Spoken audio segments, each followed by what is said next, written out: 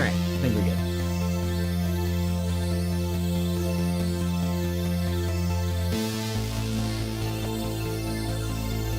Okay. So.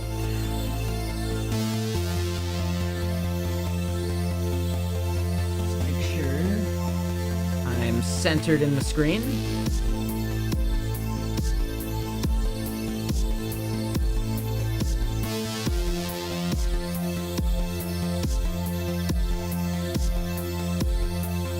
So yeah, the part that we left off on.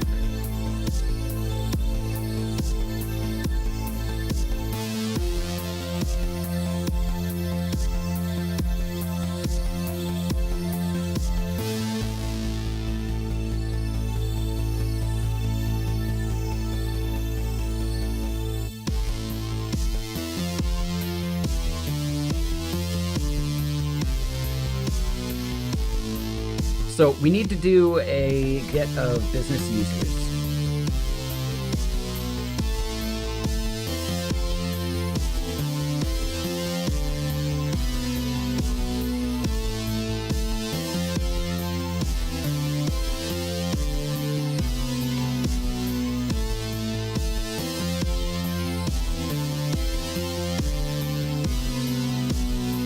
We're not going to need table key methods because we're not making it in this endpoint. It's just a get all.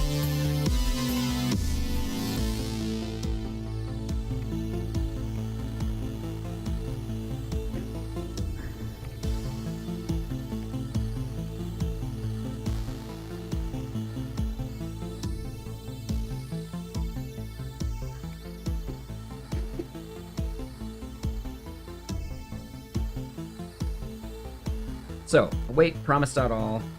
The things we want in here are then going to be businesses table dot get by ID, and this is not that.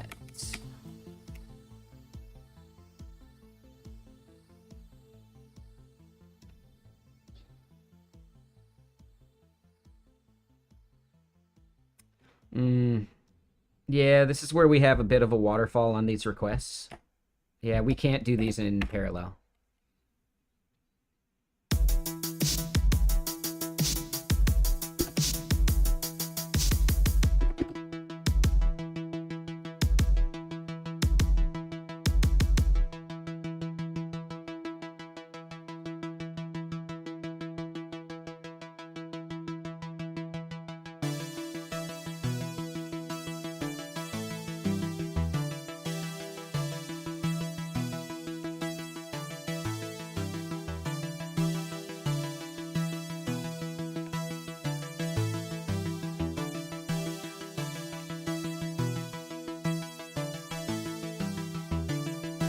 Now, business users, I think we want this to be user ID, and that's the primary piece. This is going to be an authenticated endpoint, so const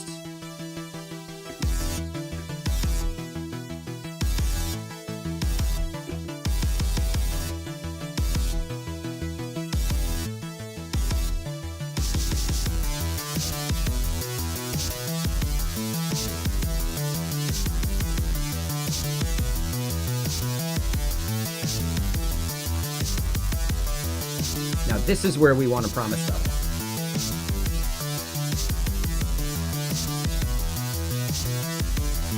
We might have a get many by.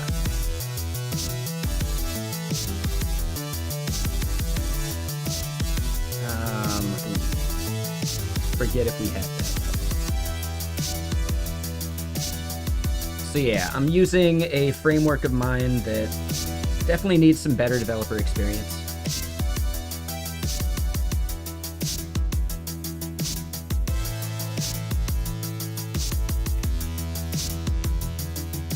For the time being, we'll just look in here. Our data wrapper is the thing that exposes all that.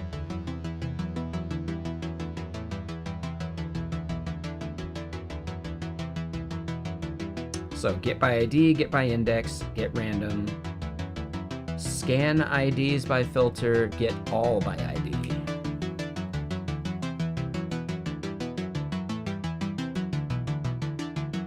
Nope, not that one. Get all by many IDs. Yep, and that's where...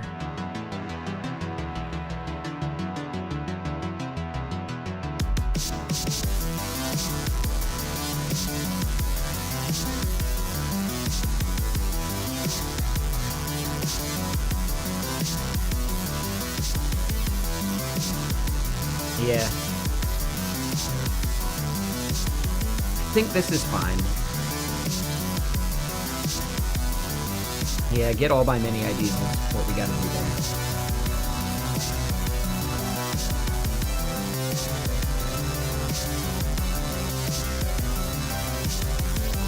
Now,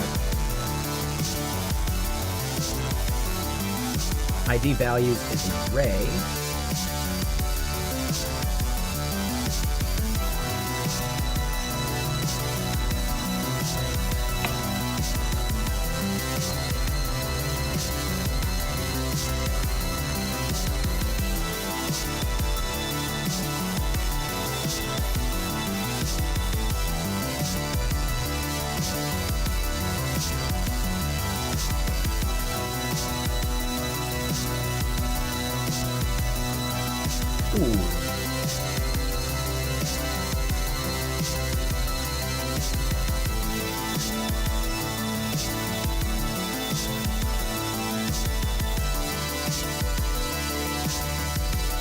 So,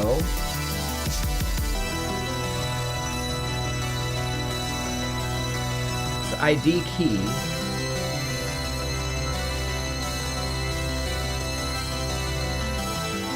and that just has to be business ID.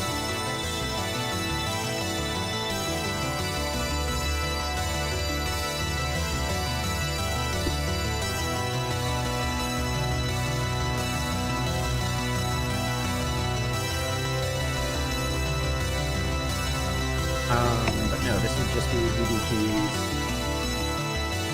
dots.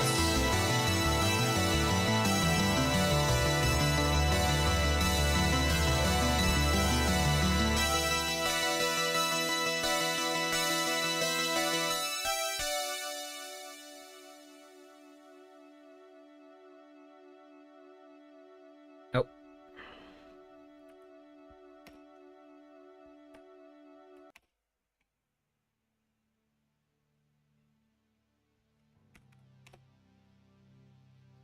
Is the music too loud?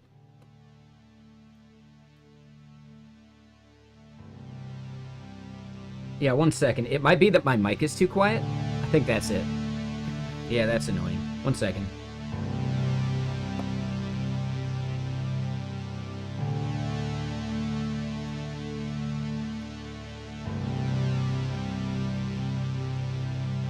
Microphone check. That should be a little bit better. If I'm talking quietly, that's part of the issue. If I talk like this, it's a bit quiet. I've had these headphones. I just need to use them while I'm in a meeting right now. I don't think I'm actually needed for this meeting.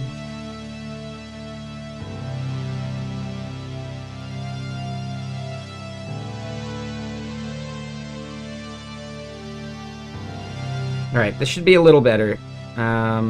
If I yell, it peaks, but if I'm talking at, like, this volume, then it seems like it's pretty good. Is it, like, grainy, though?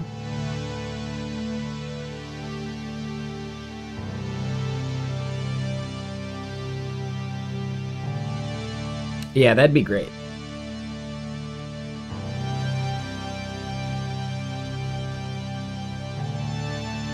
Hold on, let me double check something.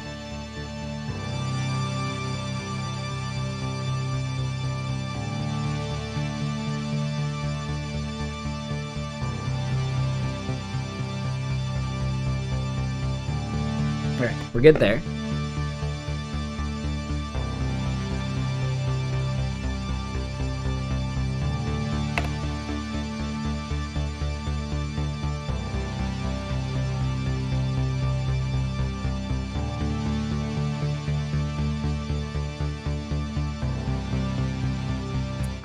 I don't remember what get all by many IDs should be doing. We're gonna search for it just to be sure.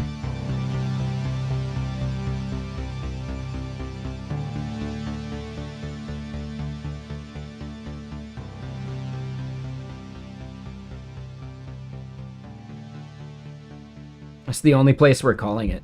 Ooh.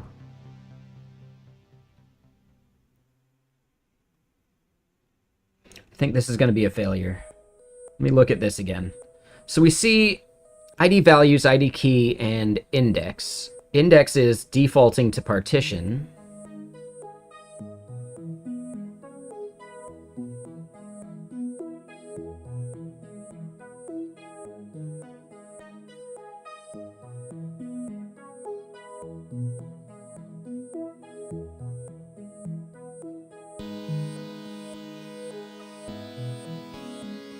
Oh, no. So yeah, that just ends up being a string. And yeah. So we do that. Let me double check how we're setting up the keys for that.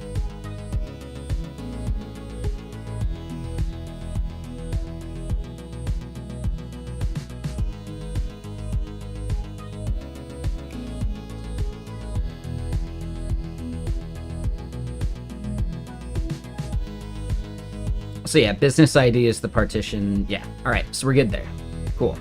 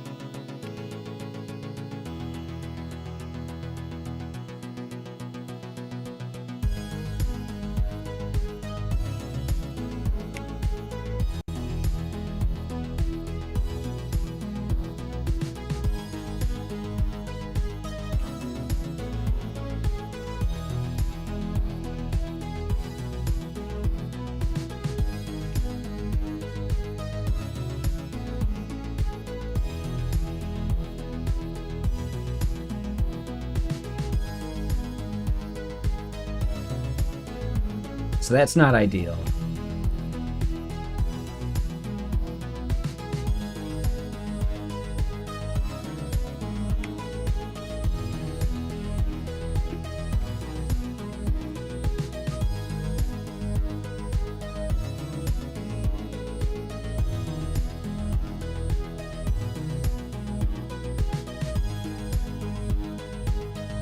All right, just double checking a work thing.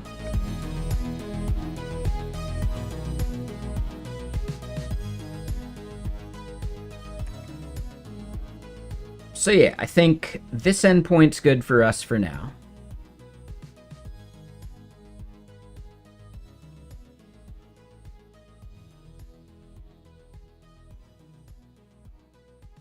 All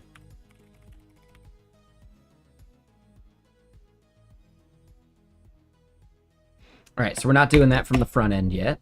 Cool.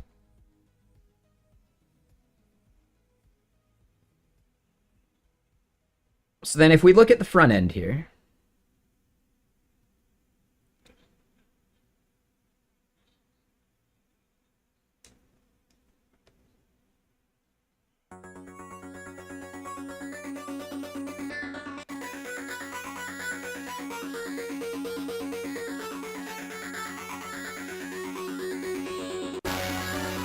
and we're doing that at the app level.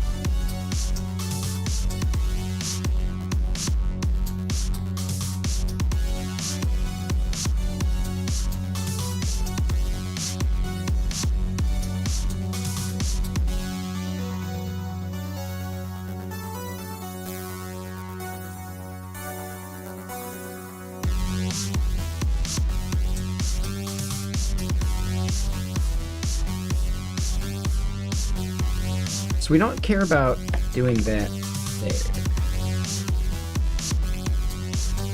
All right, we can do that in parallel.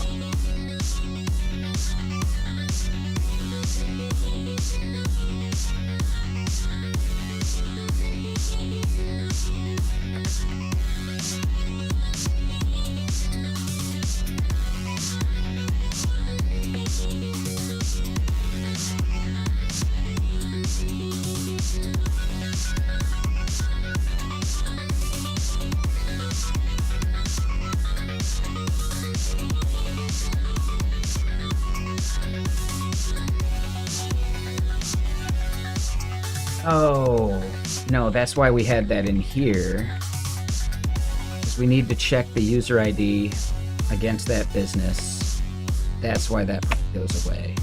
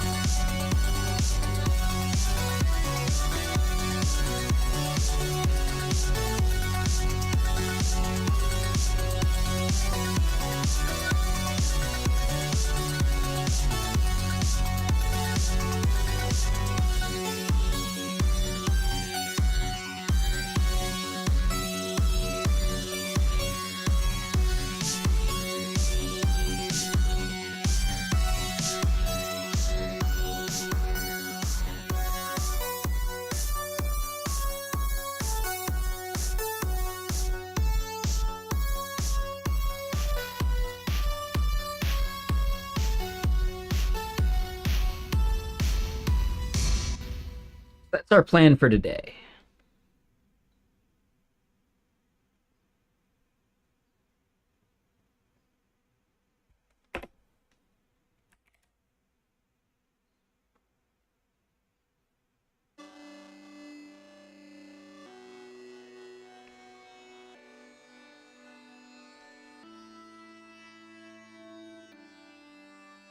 So we also want to set some state.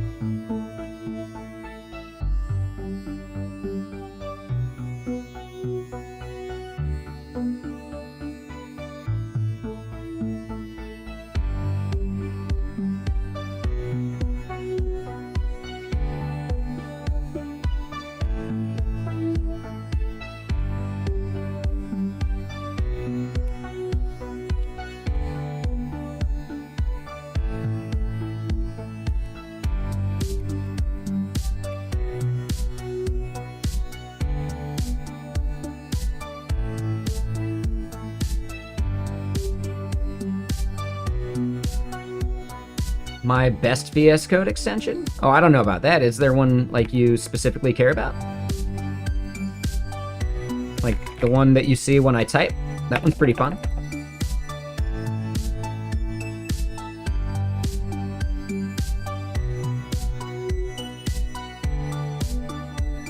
I think my best one is the one I made.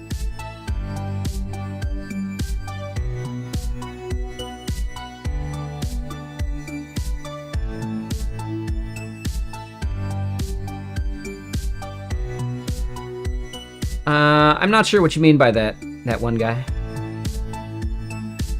There is the idea of fair use, like are you going to publish it? Because that's what copyright protects. Publishing something like that. If you're just using it for your own personal use case, I think you're fine.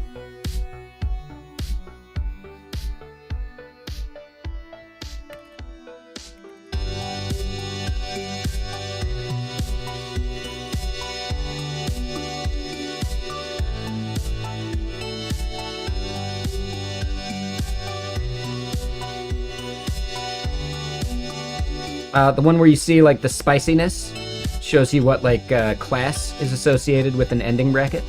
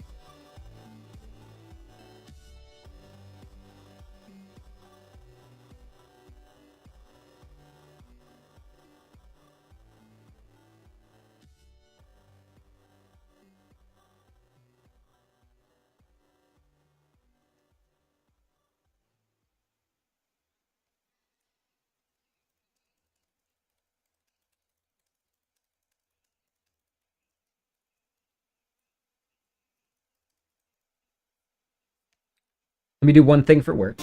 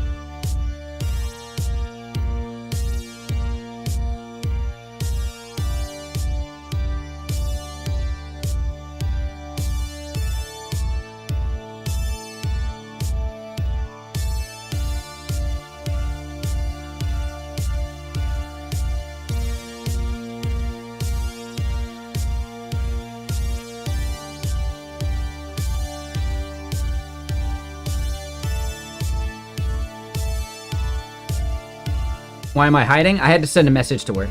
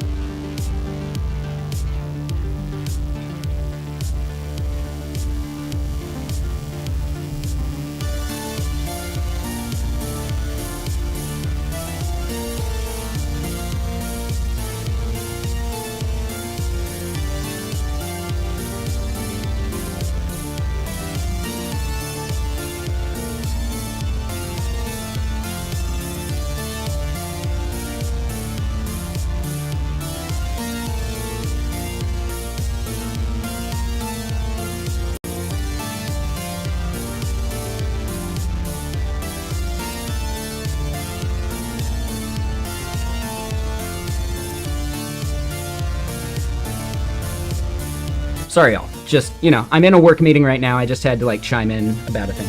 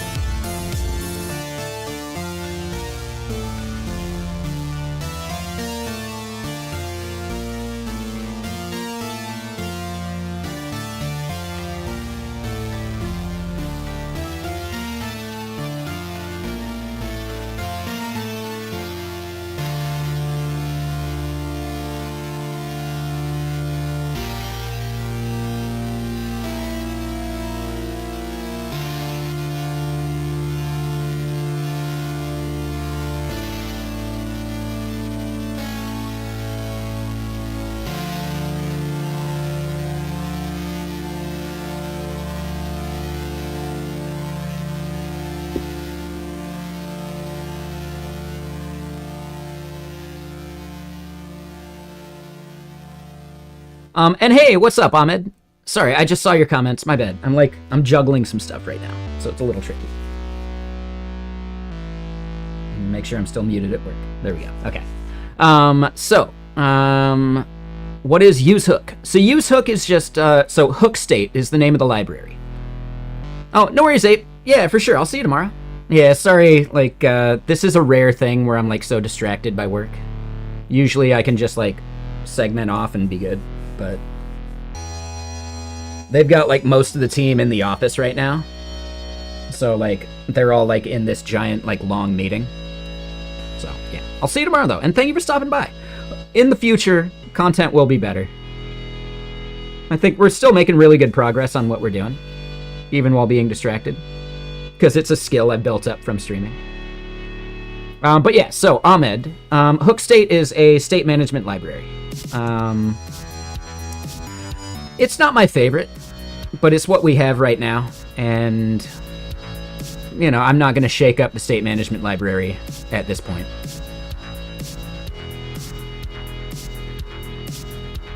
I'm not a fan of proxy-based state management libraries, personally.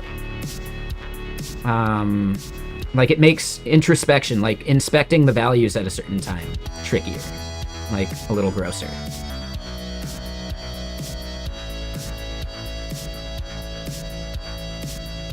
I massively prefer Yotai at this point. But, you know, Yeah, see, I don't like them because inspecting them is so much more of a hassle.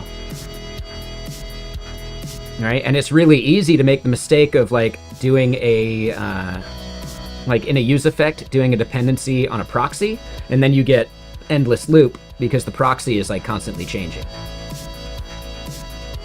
So it's just, there's a lot of foot guns. If you're on a solo project, it's not going to matter. If you're on a project with teams, there's a tendency to slow people down more with it.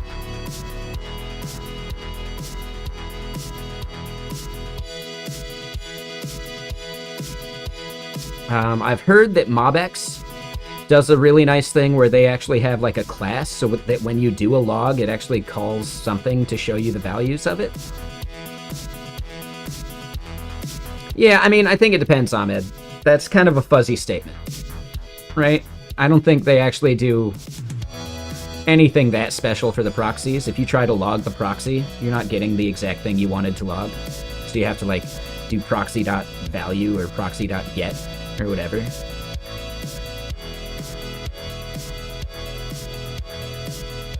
Yotai is Atom-based. Yeah, I like Atoms.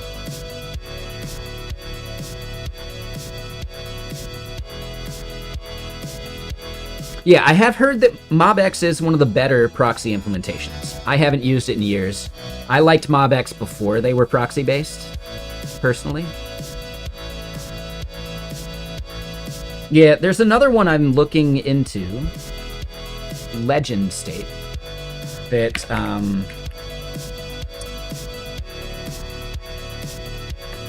on, I thought I heard my name. I've heard Legend State's good. I'm not sold, but Jamin Holmgren loves it. There's a Jack Harrington video about it.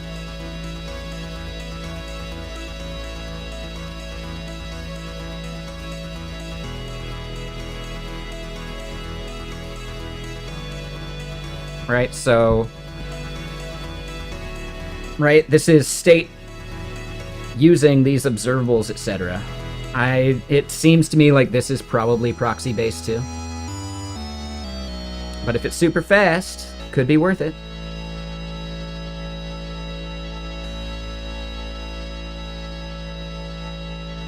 I think they're all fine. As far as benchmarks go, Legend State is like almost as fast as vanilla, which is interesting.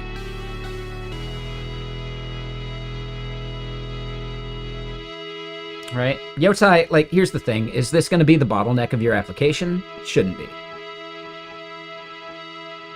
Yeah, Zustand's in here. So Yotai, Vaultio, and Zustand are all by the same people. They're just the three different approaches to state. Vaultio is proxy-based, Yotai is atom-based, and Zustand is Redux-like.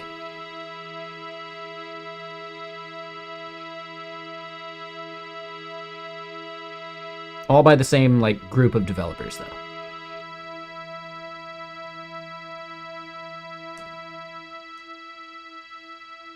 But yeah, Legend State is basically as fast as vanilla, which is kind of crazy.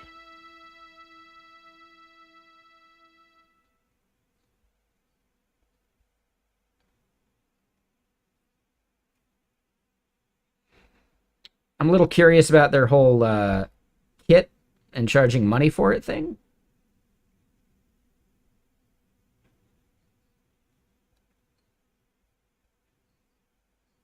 But I don't know. Yeah, it seems interesting.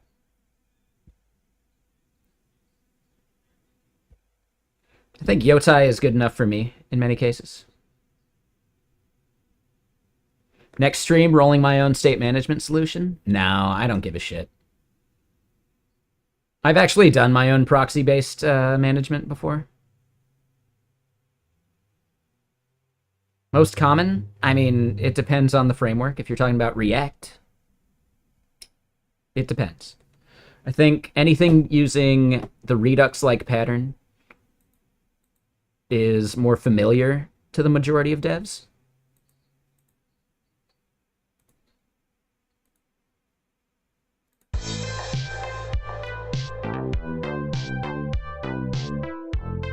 But that's the problem with React. Everything is its own, like, special, unique snowflake.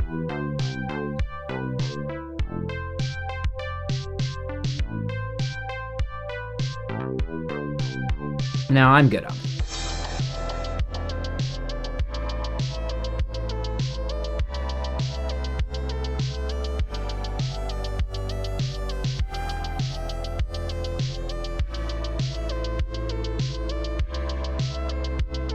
No. It's really easy to shoot yourself in the foot with context and cause, like, massive re-renders that you didn't actually need. I've done it before, right? Because I was interviewing for a company that hated dependencies, which is just ridiculous.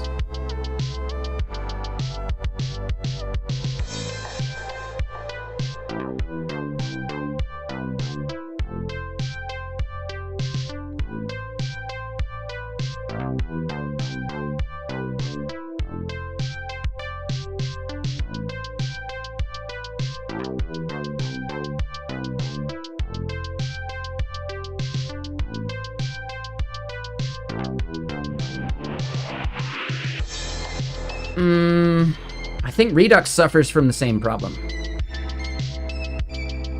Right?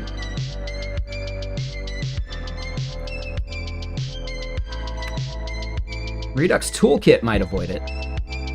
But yeah, let's go look at it.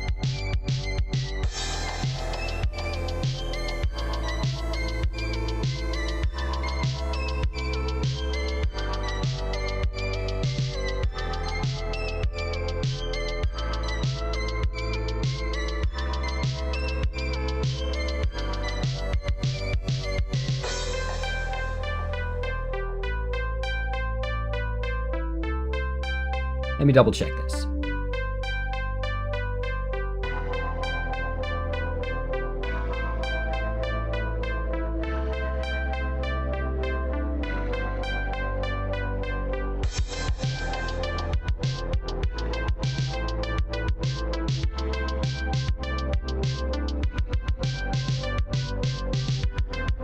Yeah, I think Toolkit avoids it. I'm pretty sure...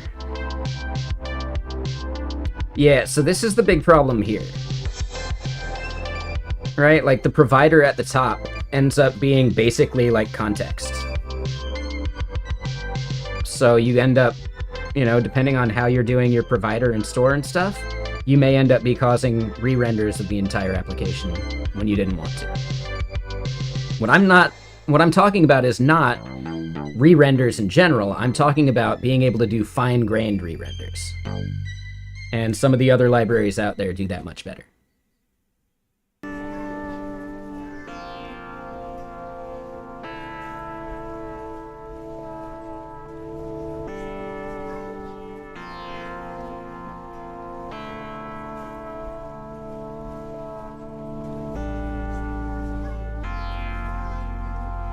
But one thing to remember is absolute performance is not as important as developer productivity for a lot of applications.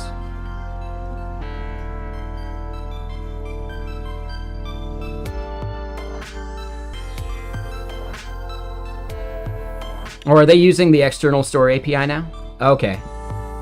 When did that change? Because, like, the external store API is brand new, isn't it?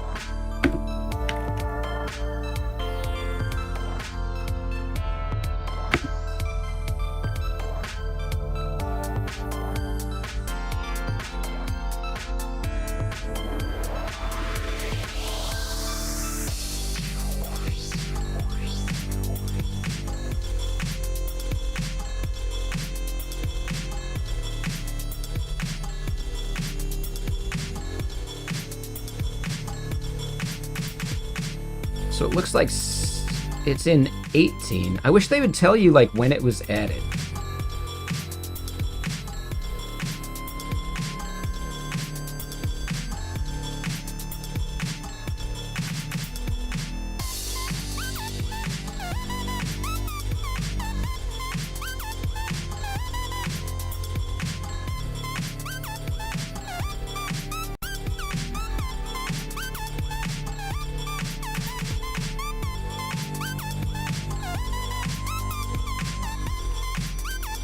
I'm in a work meeting right now.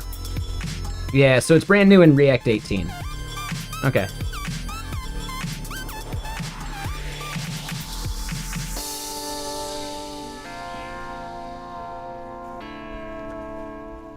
I think raw Redux doesn't. Like, at least back in the day. Right? That whole provider thing was actually what was going to be the issue, right? Like, that state changing causes the entire app to re-render due to, like, the top-down data flow.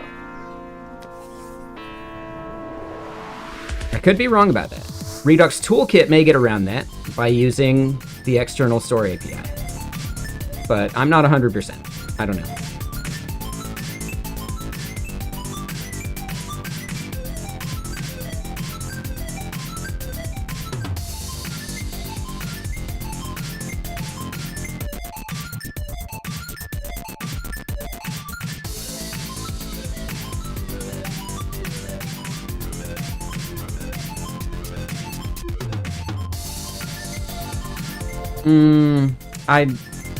I'd have to consider that. Like, I don't know. Even forcing that check, like the old school style, like, should component update check, that is logic that you don't have to do if you're actually subscribing within a component, right?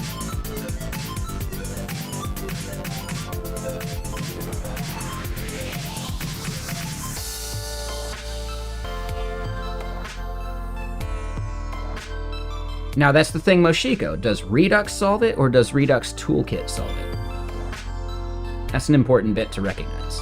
Redux itself is slightly older and different. It depends on the version, like all that stuff. If you're not on React 18, I'm not sure it's as optimized as you think it is.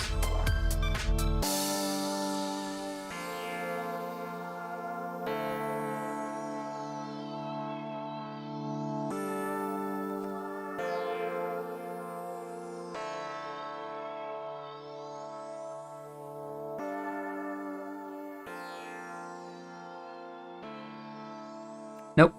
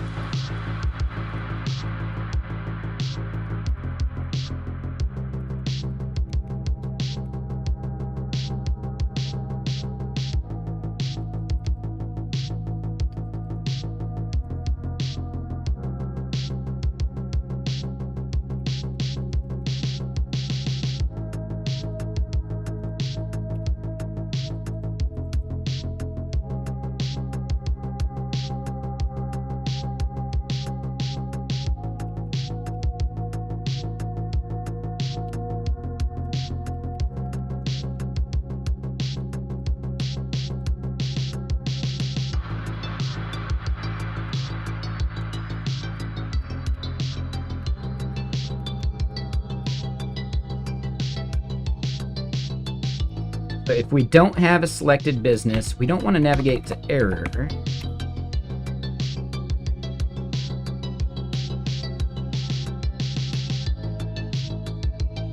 I mean, whether it is or isn't, you should still be looking. The answer to that question shouldn't change what you should be doing.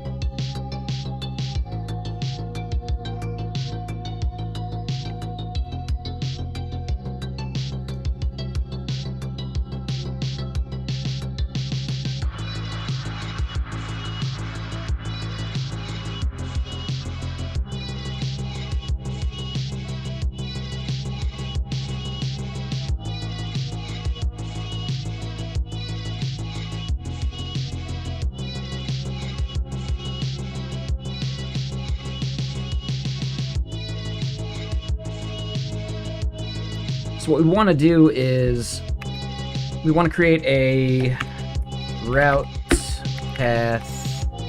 It's not going to be transactions.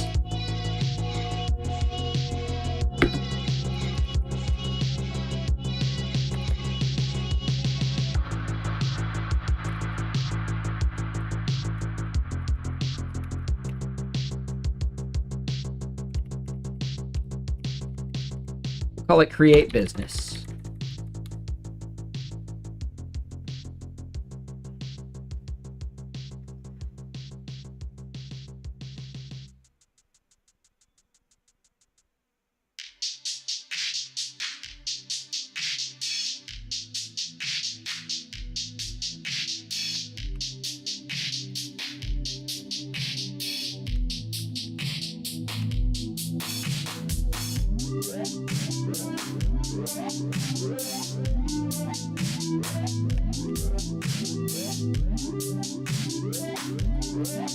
Alright, so then here, don't care about previous path, is submitting, has submitted is probably fine. Don't care about search params, logged out, intro paragraph, auth service. We are going to have a form. This is going to be business service.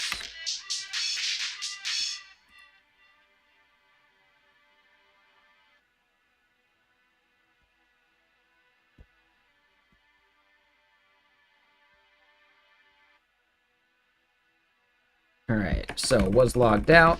We don't care about.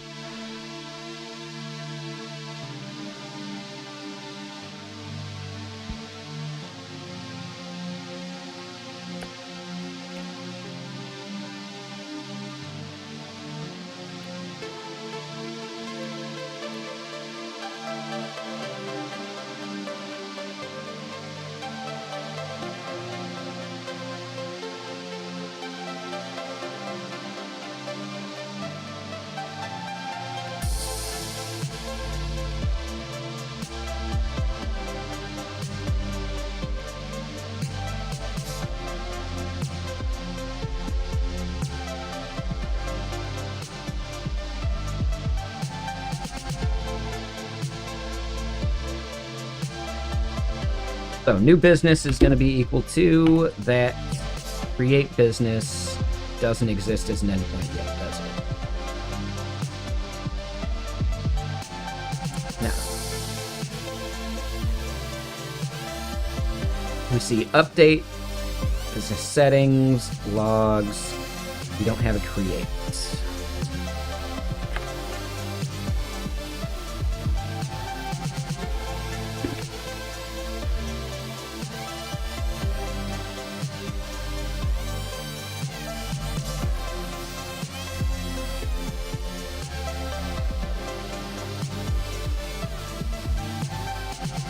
Yeah, we would post to that.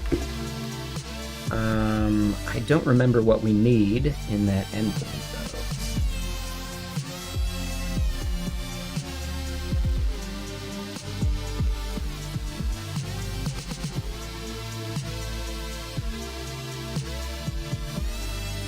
though. And we haven't actually defined those yet, huh?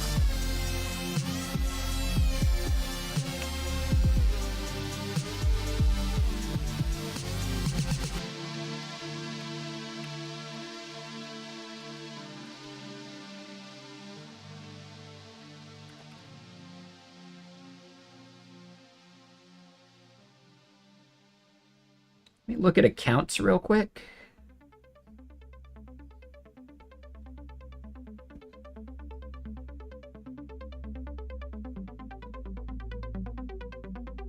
Yeah. So it would be post business request, business response. Yep.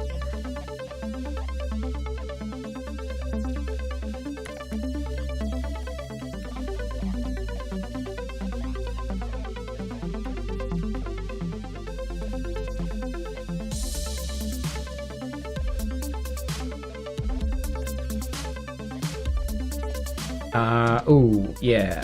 So we're going to have a bunch of work to do in here. We haven't actually done anything for that endpoint yet.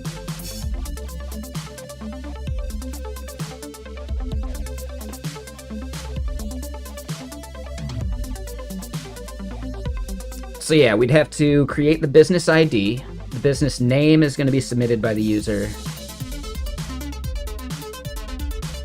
For now, yeah, just the name.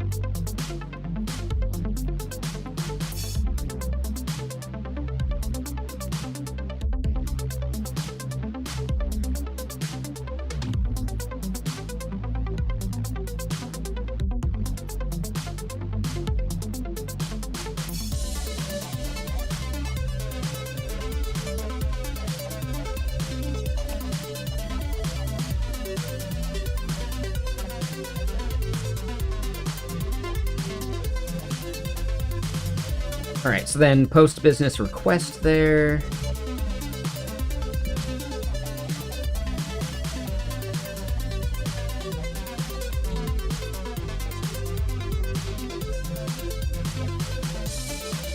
See?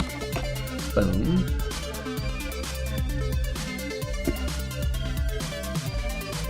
So then creating the business is easy enough.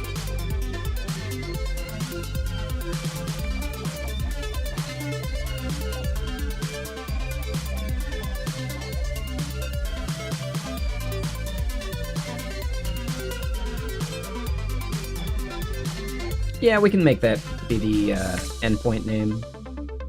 So then, yeah, business create.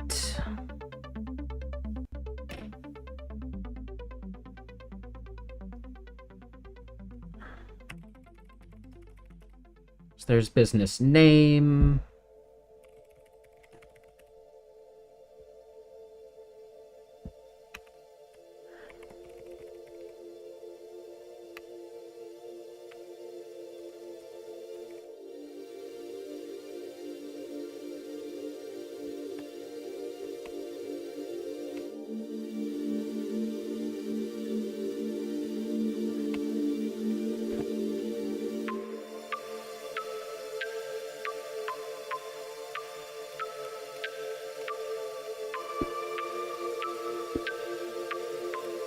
What would be a good one? Acme?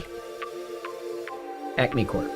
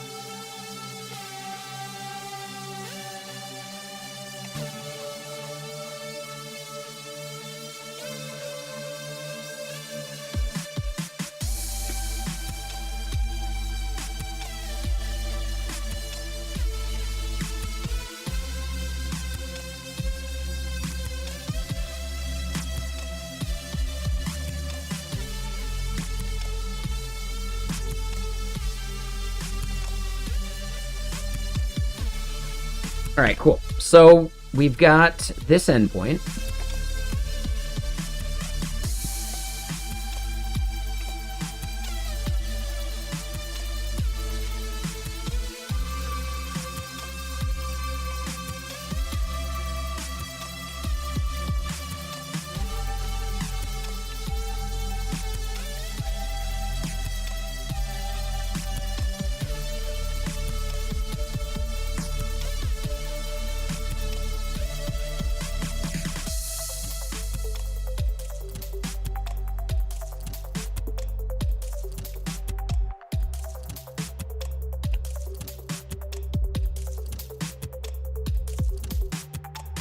Okay, so then that there, the element here is then business create.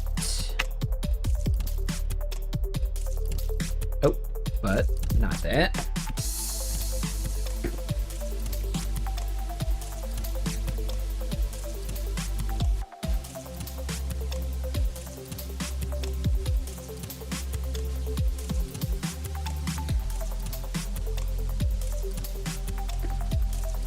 There we go.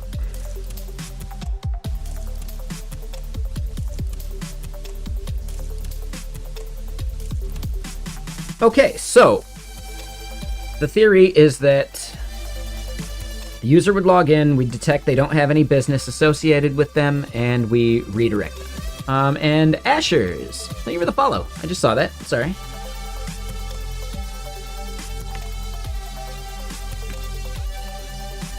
All right, so we restart that. So now we want to go log in. Oh, we'll wait till this finishes.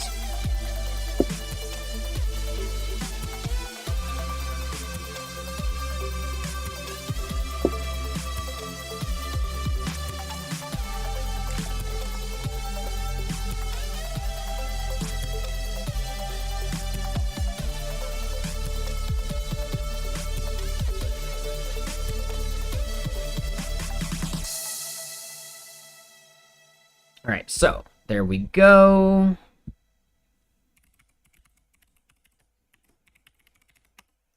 So we log that in.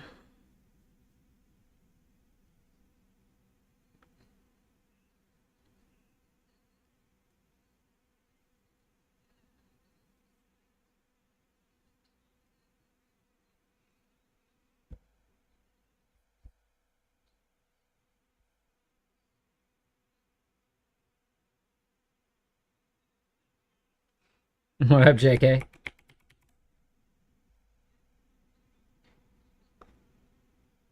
That's actually a generic one.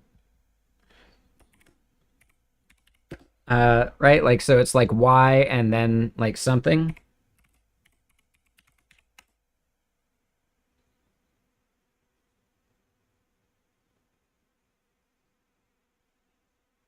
So yeah, it basically just fills in whatever word. So if someone does a Y, Y VS code or whatever, bam, nailed it. What's up, Van? How you doing? Because I don't want to pay for Keycloak. I also don't want to host an EC2.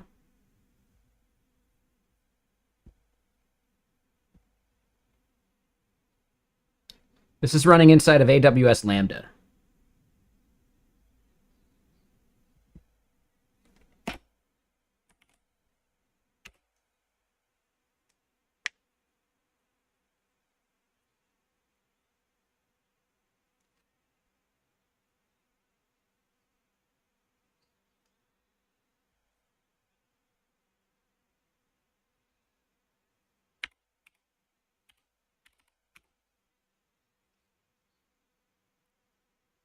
I understand that, but how do you host it? I'm not spinning up an EC2 or a VPS or any of that stuff. All right, so now we go to the dashboard. That should...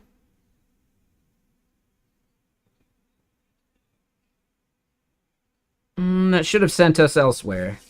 So there's a flaw in our logic there.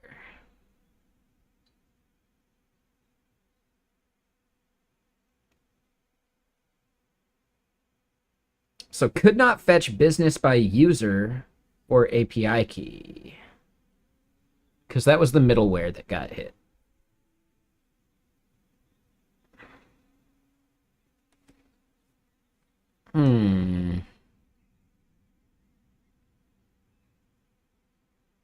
Let me get more music going.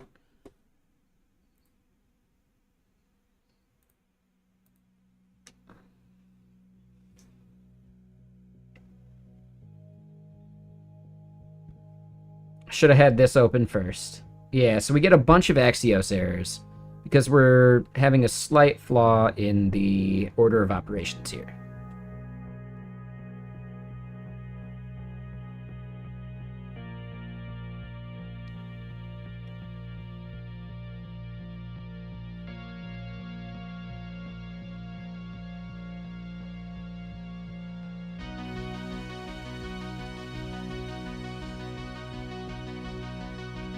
So, I think I need to do this on the dashboard.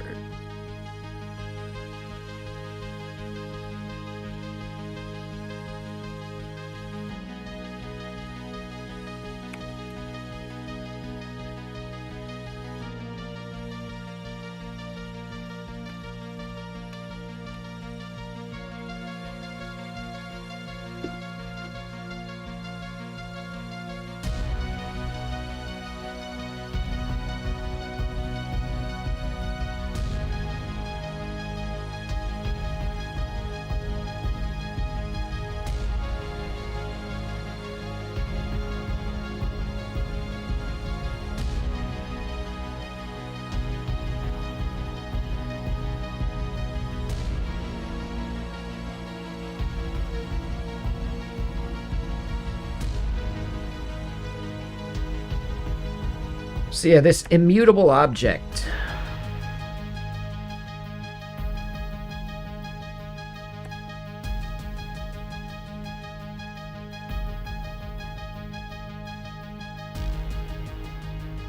Oh.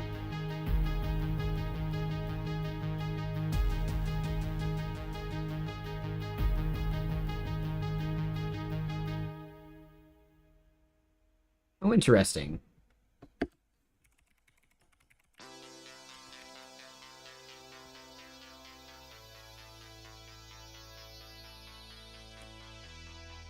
Hold on. We want to make class name optional.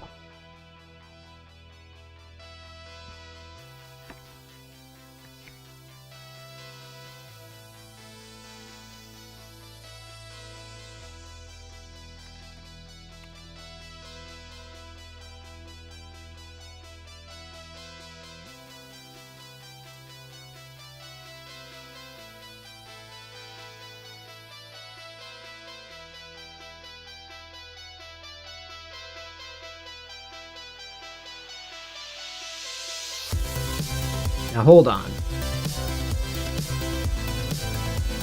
Transaction service here, I think, is making some assumptions.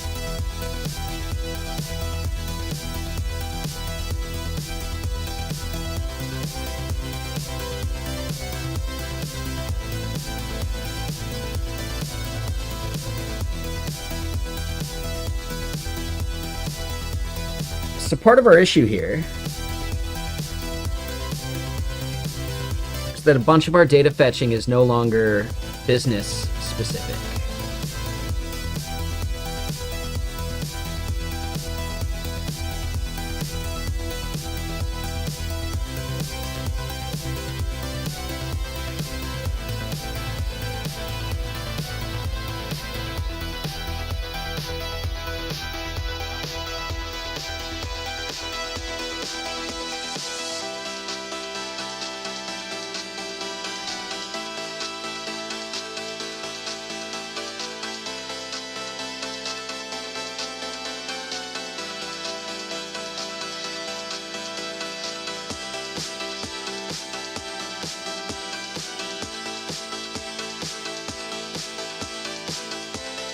So our back end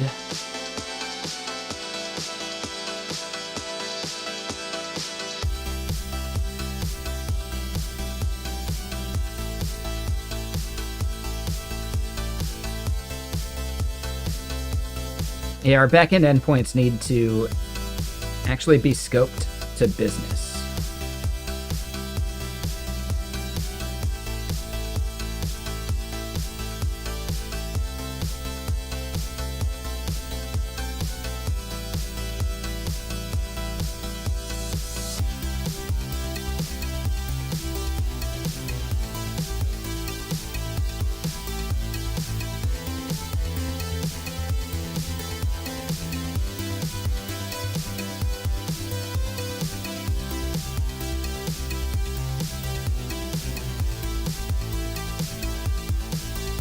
So yeah, basically transactions, payments, accounts.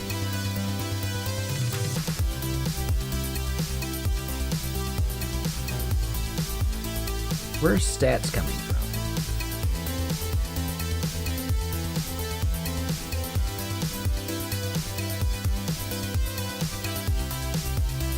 Transactions, stats.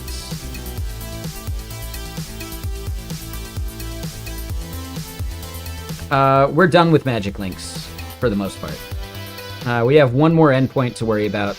Or not endpoint, but like route.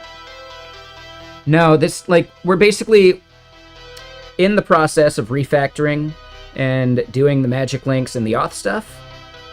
We're also refactoring into a user possibly being able to be related to multiple businesses and how we handle fetching that data for each business, right? So, yeah, like, there's definitely some, like, refactoring. The title might not be as accurate right now. We still do need to do some more two-factor auth, but yeah. Right now, this is about how we end up fetching some of these things after we've already kind of like refactored some of the auth. The reason I think it's still related is because it's still part of our initial like login flow.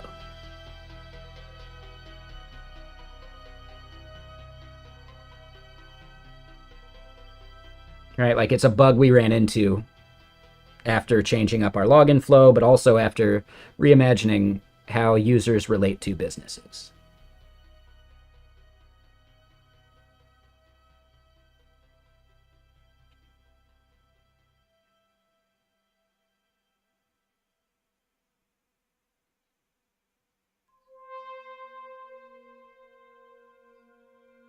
Tyler, you miss having the chat on screen?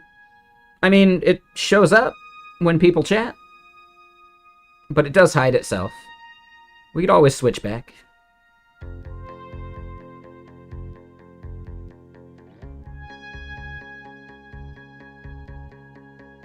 Like, we never had YouTube chat on screen.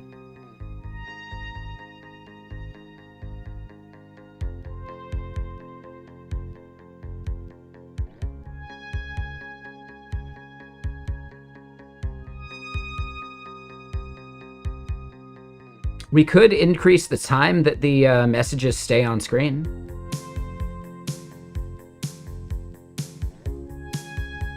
Would that be a good compromise? And yeah, for everyone unaware, Tyler is over on YouTube right now.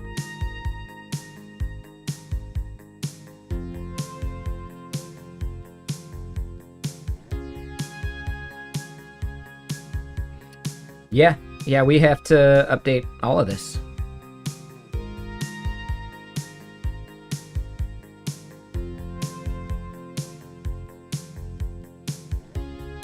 Okay, yeah, let me go increase that for you.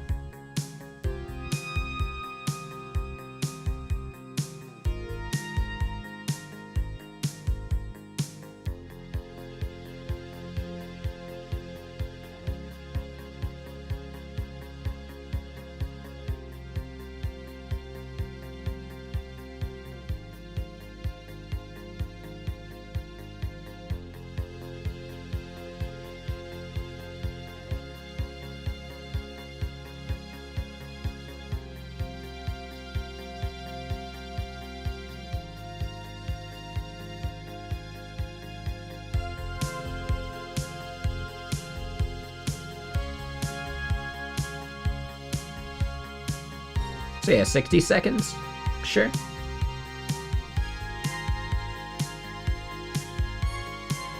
It's the chat overlay tool that I made. years ago.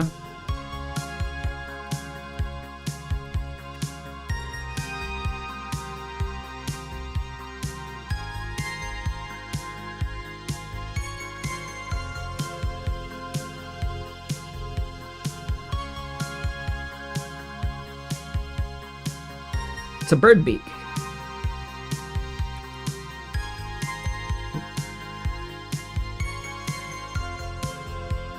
Right? Like the beak of a parrot.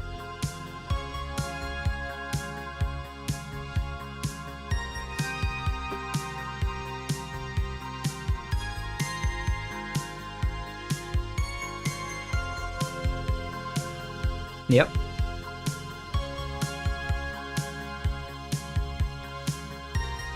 I made that logo myself.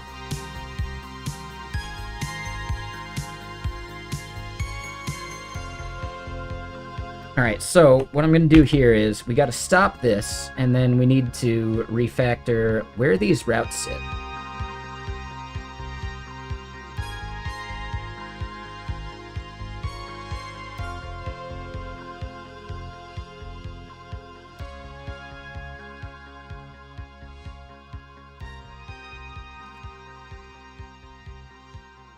Yeah, no worries, Mashiko. See you again soon.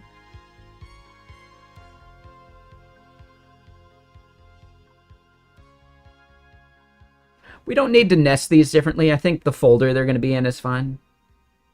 It's just the path. I think that's cleaner. Yeah. Alright. So...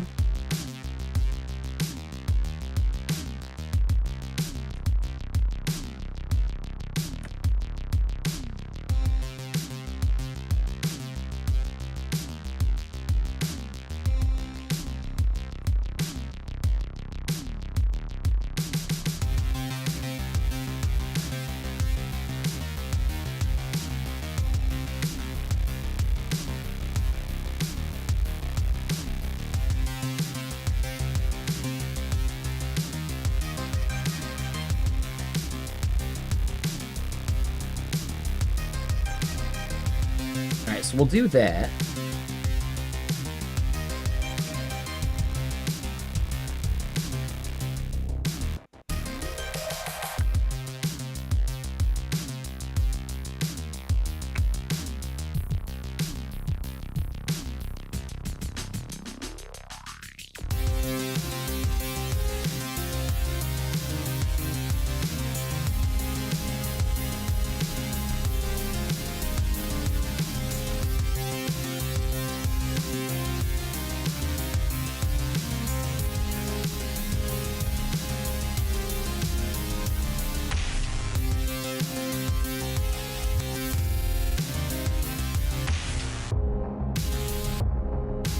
Okay, so we've updated the routes that we're going to hit for those.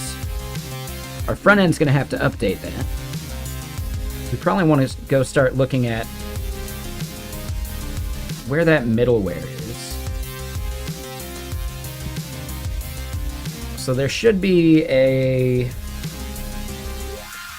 Right, we see HTTP request with business.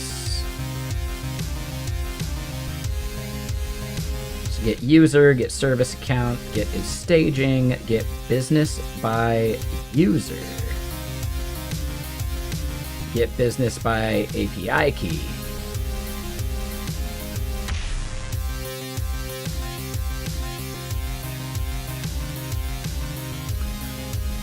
I don't think either of those are going to be used. We do see get business.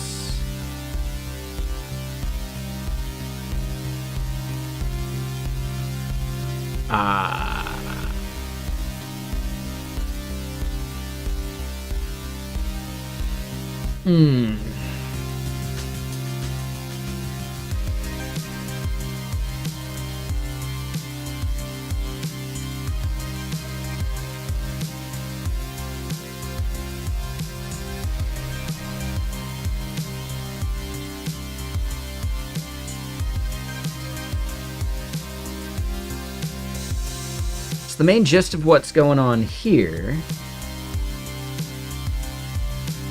with this middleware is right? We need to be able to get the business by the user or by the API key instead of by a user.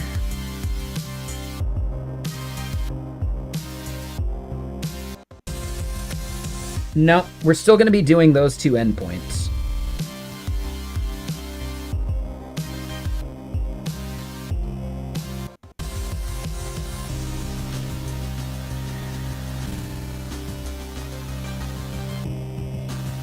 But the place that business ID comes from is going to change.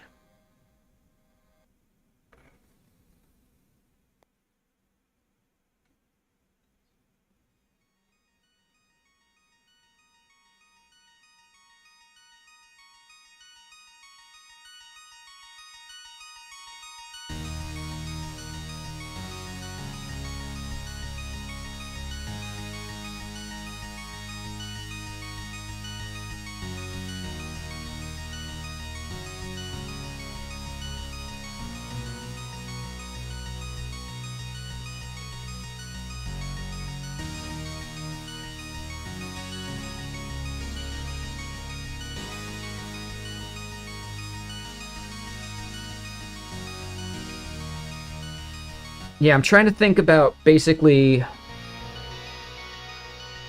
where the business ID factors into this. It's going to be coming from the URL instead of just like querying based on the user's token or the API key that's passed.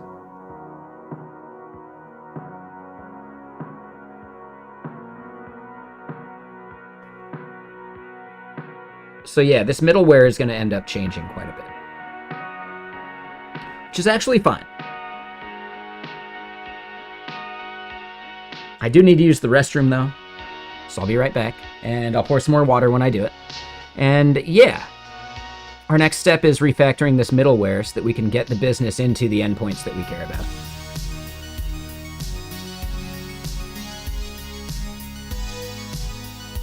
Yeah. All right, so BRB, see you in a sec.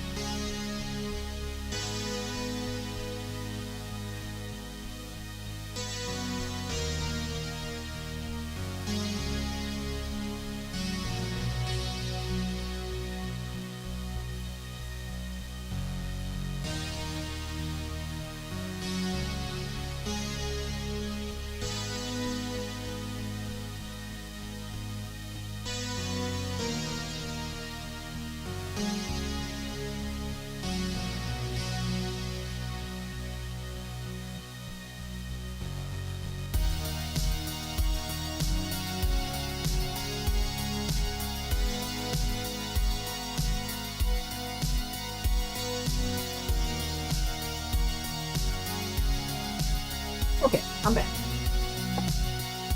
Saddle up, partner. Hey.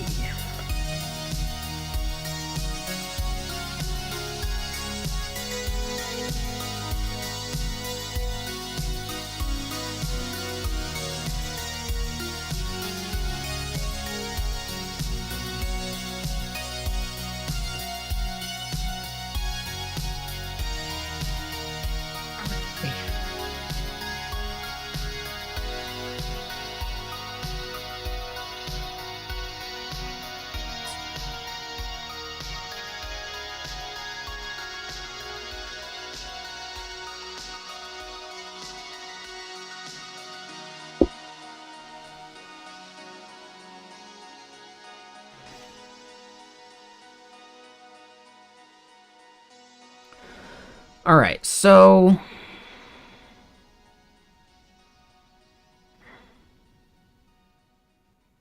right, we're pulling business ID from user there, and that just doesn't make any sense.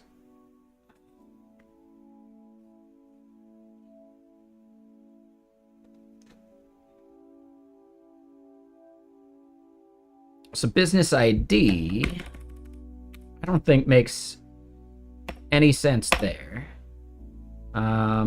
That doesn't do that. This would just be const business ID is equal to rec path params.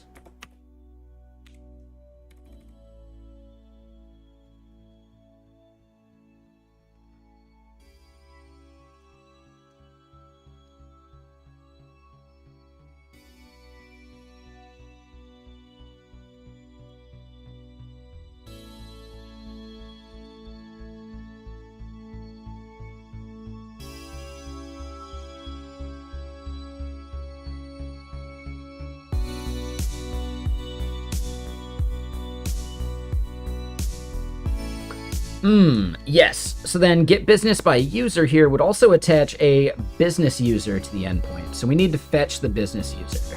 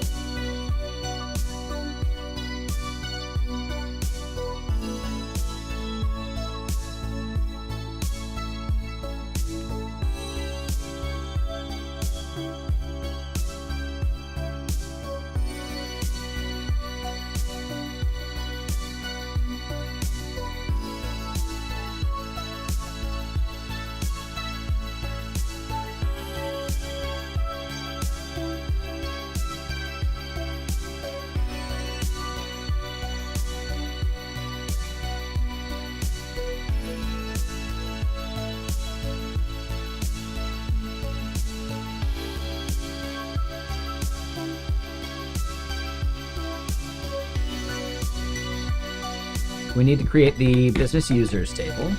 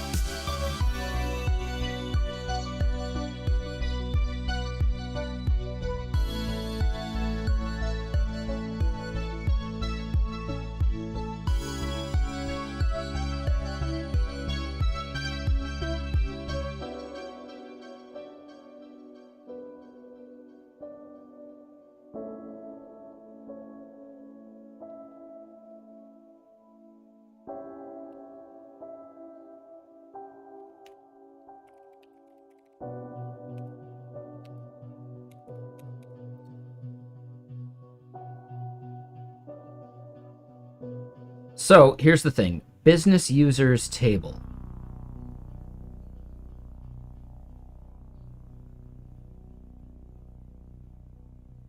I think right? When we see business users here, we see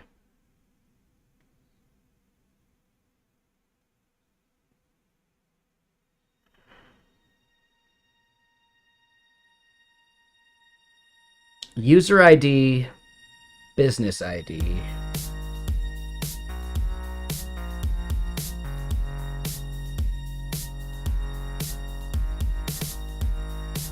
I don't think all is worthwhile here. And instead, this might be user ID and business ID.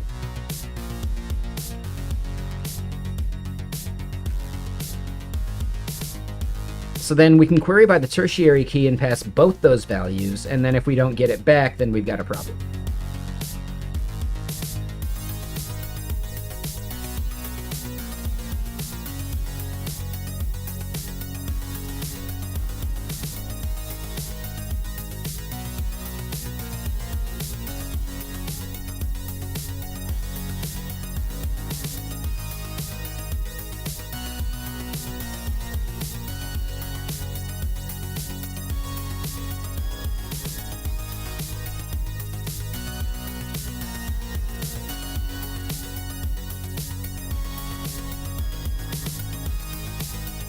Yeah, so what I'm thinking of is the reason we have the all is that it would be nice for us to be able to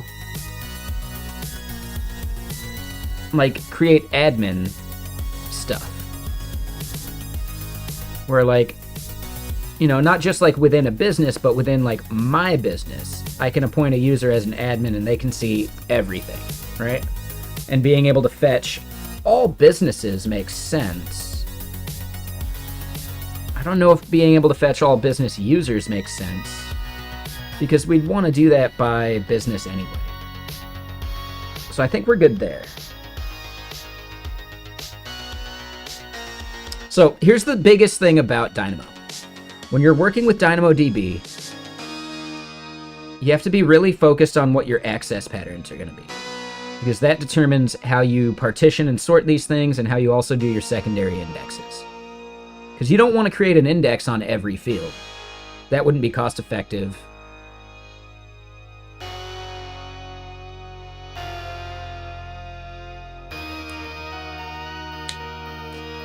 But yeah, I think we're good. This makes sense. All right, so tertiary is user and business ID, and we have that concept elsewhere too. Yes, we do.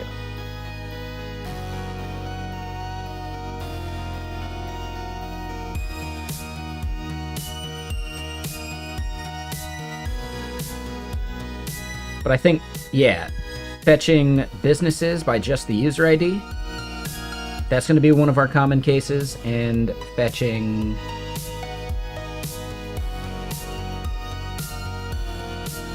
business users by business ID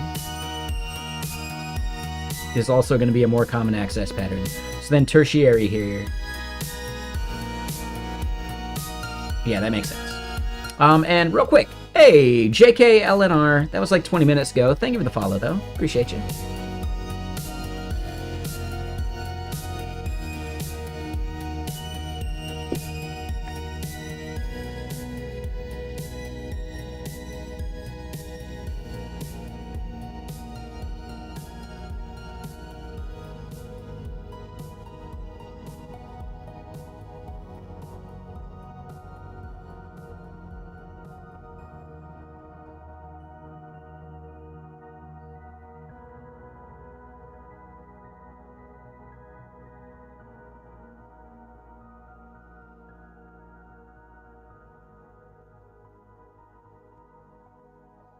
What's up, Sophia? I'm doing well. How about you?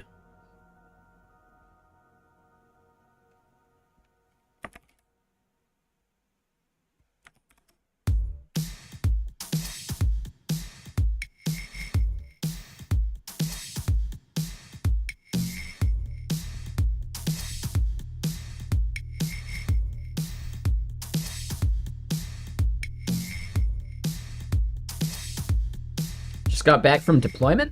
Oh shit. Where were you deployed, if you can say?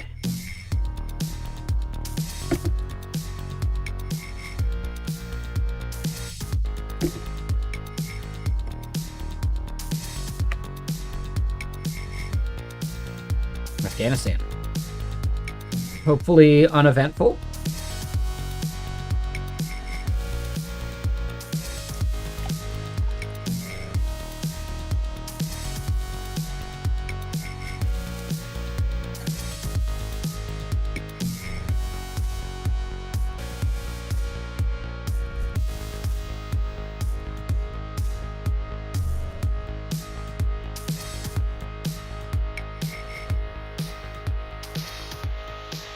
So that's the project.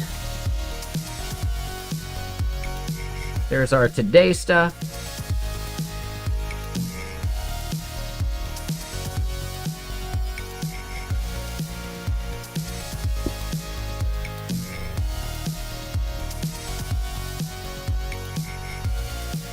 Yeah, no worries.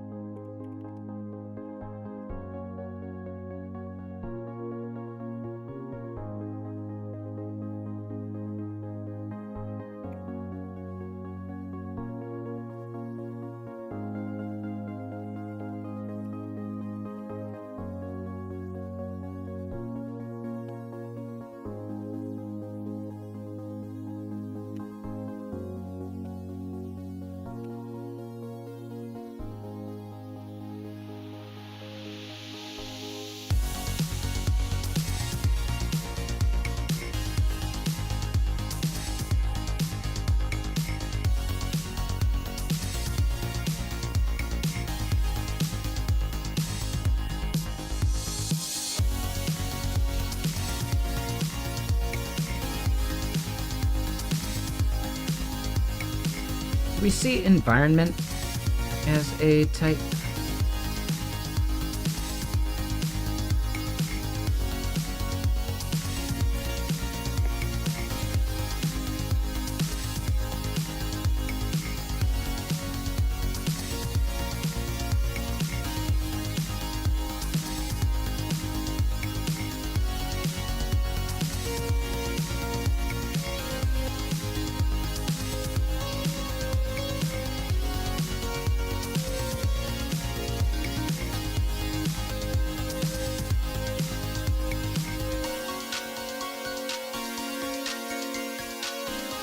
Right, so by API key is another thing.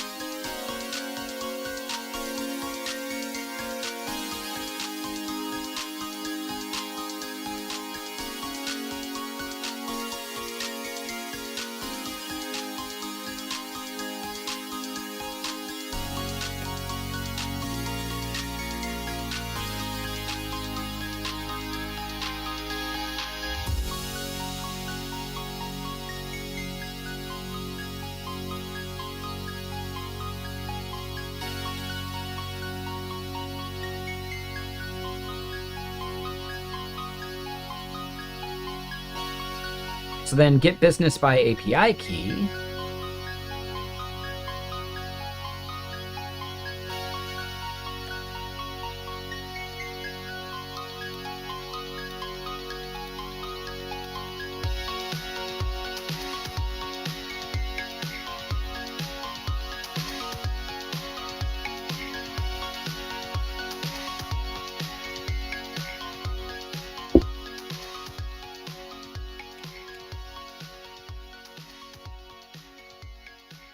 Ooh, did we even need those as unknowns?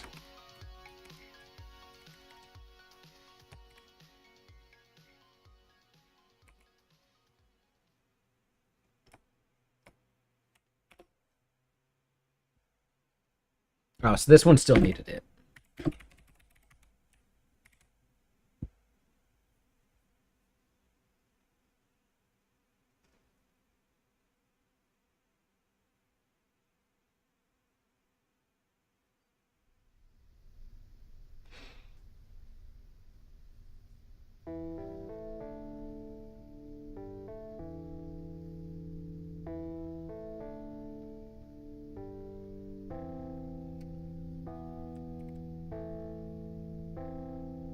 So we're going to create a top level to do in here.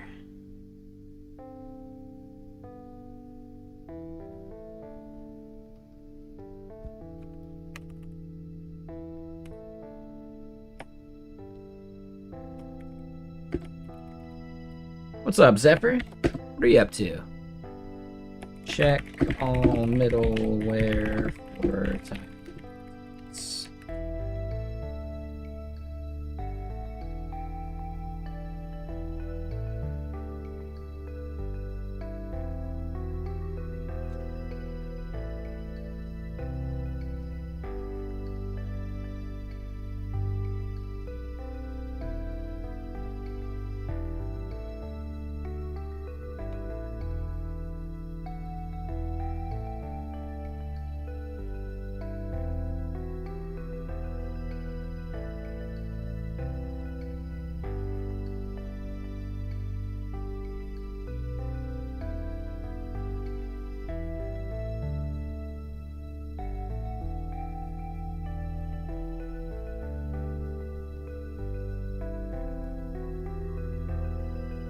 That's an extension called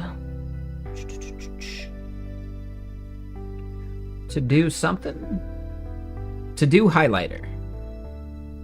And the nice part is, bam, we get like a list of all of our to-dos within the entire application. That was the feature I really wanted, just having one place where I could see it.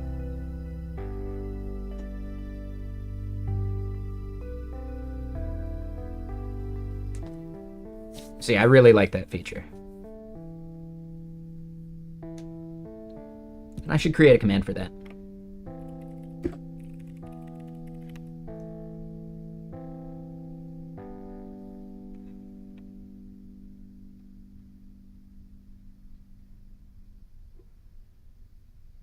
Is that the one? Zarif dev. Not that one. Not that one.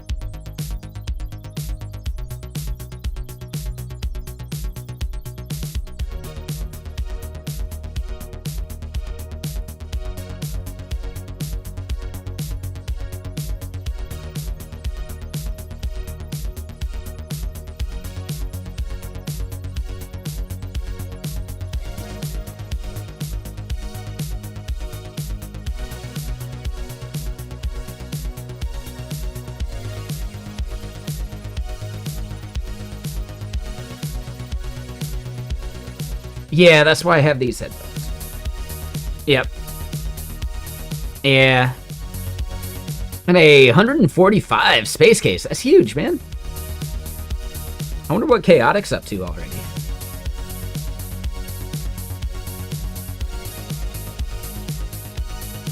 So yeah, I usually use these headphones for when I'm editing video. 223. Dude. Oh, that's huge. Thanks, man.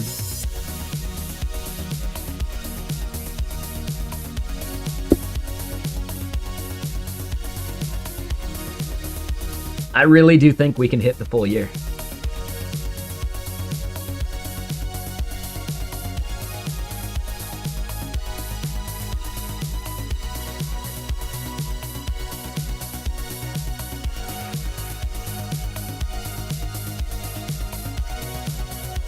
Yeah, full 365 would be legit.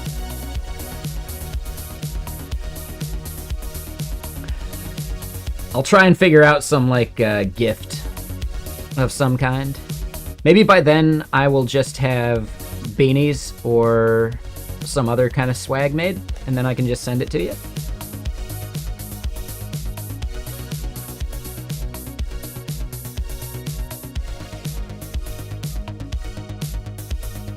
When in November?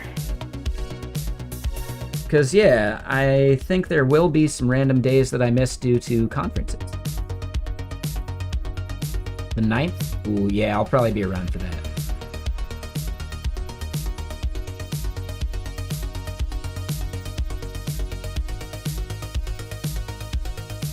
Yeah, I want to get some swag. Yeah, some Mr. Sir swag.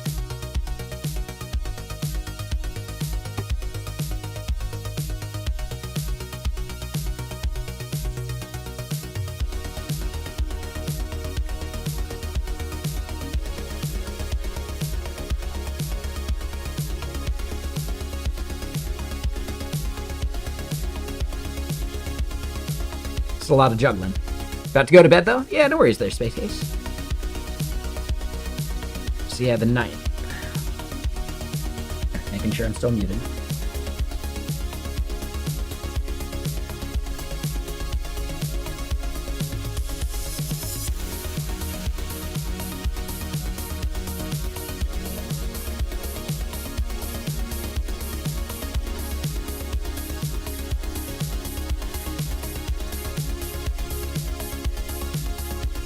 Yep. Can you hear me?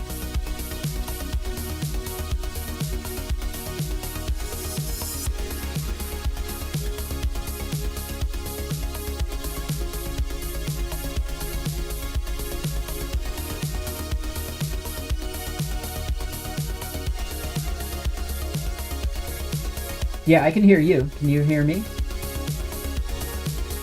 Okay, cool.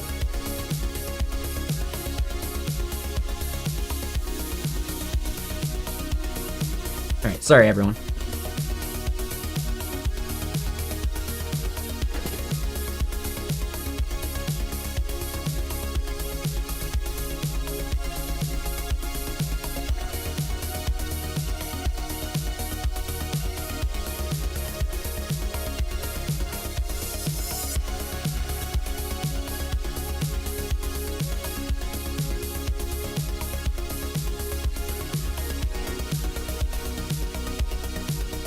Let's continue making this command.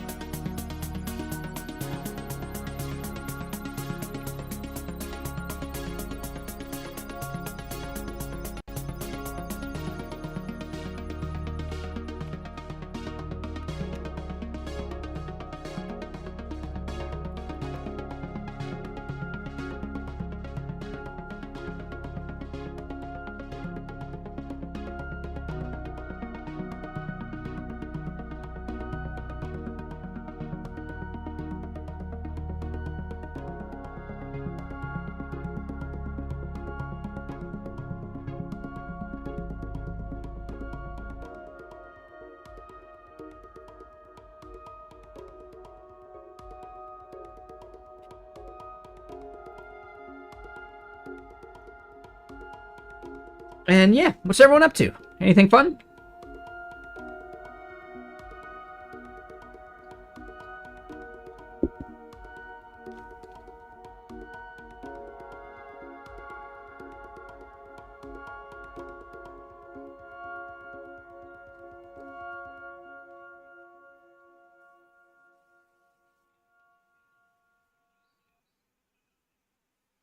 Okay. So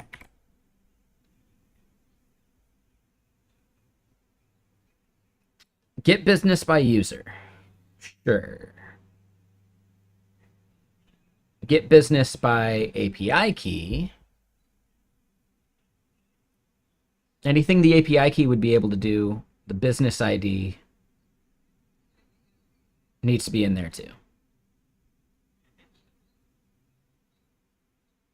Damn, yeah, pretty common theme, huh? Looking through job listings. Where are you looking? And I guess this applies to anyone who's looking right now, because we can take a quick side moment and talk about that stuff a little bit. Like, where are you guys actually doing your looking?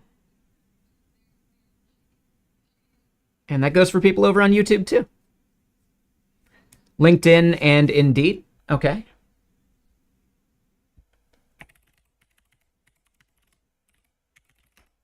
Work at a startup is pretty good.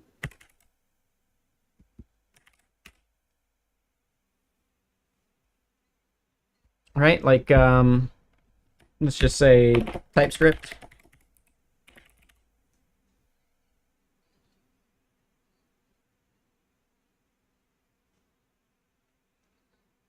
Remote.co. Yeah, there's also Remote OK. That's by Peter Levels. I think this is his like most profitable one.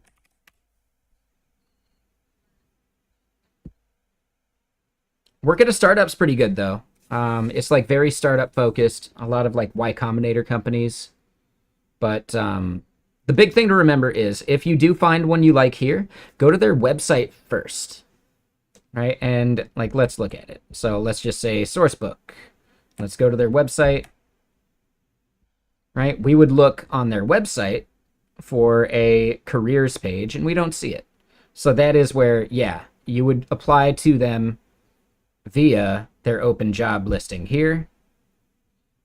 But let's go look and find another real quick, just to be sure. Like windmill.dev. Right, we scroll down. Oh man, this is a long page.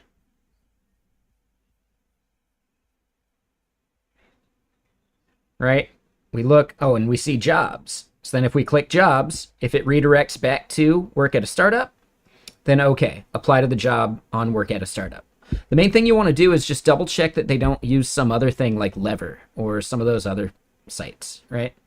Because at that point, they may not actually look at work at a startup very much.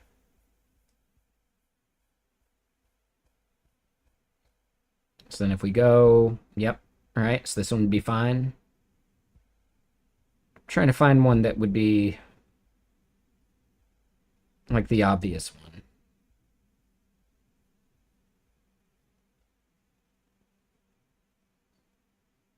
Porter seems probably big enough. Let's check it.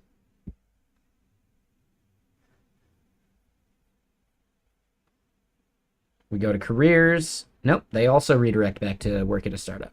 Interesting. So, yeah, I can't make this point very well if we can't find one.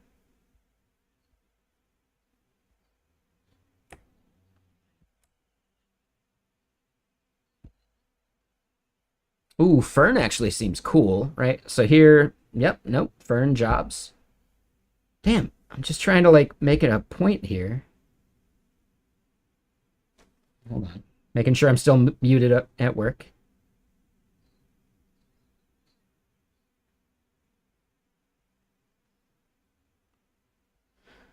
Build Buddy. Pretty sure Build Buddy has their own, right? So then if we go down, yeah, always go to their site first, click careers, and then, yeah, if we click this and we see software engineer, we scroll and they have the application thing here. This is what they're paying attention to more. So pretty much just always double check. If you see a company on work at a startup that you like, double check that they don't have a place that they would probably prefer that you apply. And that also goes for LinkedIn. Never apply to a job through LinkedIn.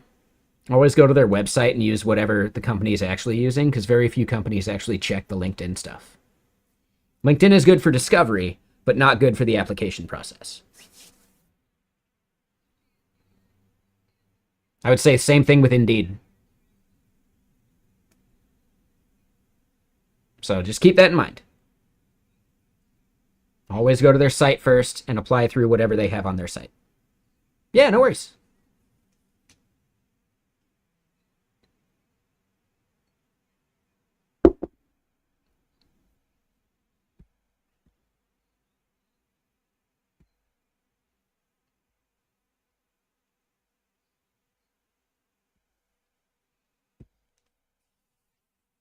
How to switch tech stack? Start building stuff with it. Make sure you're modifying your resume. Oh, and hold on, let me get more music going. So, definitely don't lie on your resume, but you can actually like frame what you described previous jobs as in a way that's more relevant to the company you're applying to. So even if you were a .NET dev, but you did front-end stuff, and you're applying for a role that is front-end, or, you know, JavaScript application stack framework BS, then what you can do is actually just frame like optimized user experiences and UI for performance, right? You can be generic about the tool you used, if the tool you used isn't relevant. So always, always fine-tune the descriptions of your previous work towards the company that you're applying to.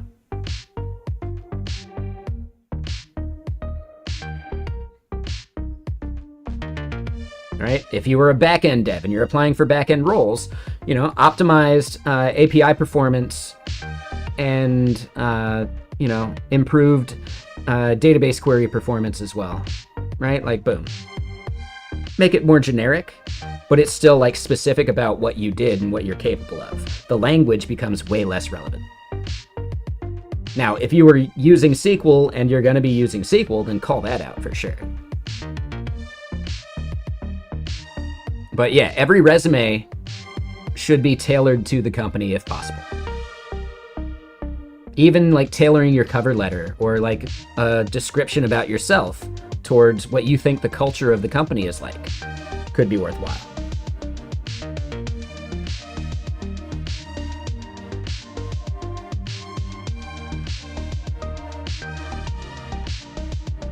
Right? Like, one of the most common things to recognize is that effort begets effort. If you put in the effort to your resume, they are more likely to put in the effort to read it. If you're just copying and pasting the same resume, they're, you know, are they actually incentivized to read it? And they don't know, but again, like if it's not relevant to them, then yeah, there's no incentive. And a lot of larger companies do automated like resume review.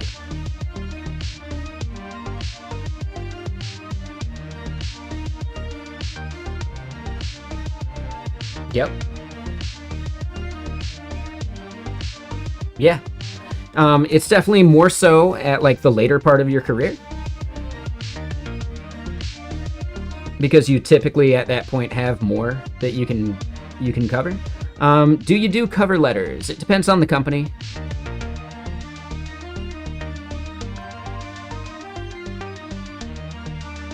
It's a way to separate yourself from other people. If there is a field for a cover letter, yeah, you should probably be submitting one. Whether they read it or not, that's whatever. But yeah, if there's like a form and there's a field for uploading a cover letter separate from your resume, you should absolutely be uploading a cover letter. Yeah, JK, that's not a very good idea in my opinion.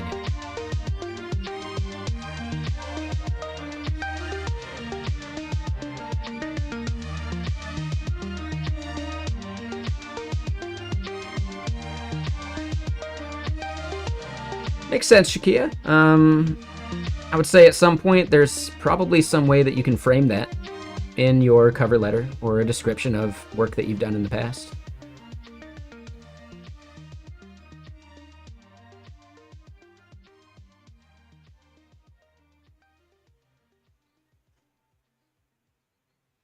That makes sense, JD. Yeah, I totally get it. Again, just remember, effort gets effort.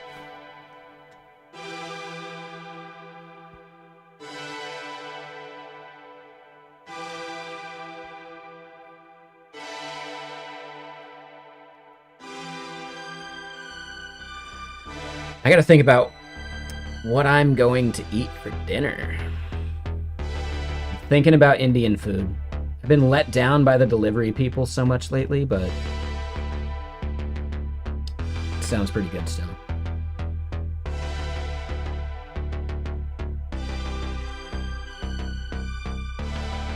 But yeah. The grassiest of the assiest.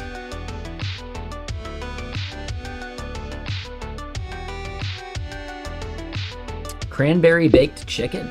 Interesting.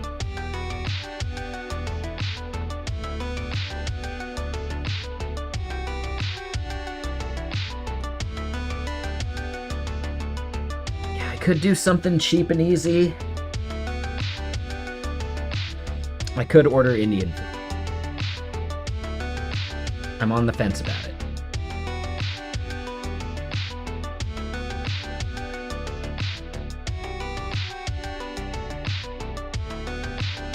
I don't know. I'll think about it. I got a good like hour and a half before I gotta really decide. Check. Microphone check. All right, just double checking. Nah, I do butter chicken, which is barely Indian food. Butter chicken actually originated in the UK.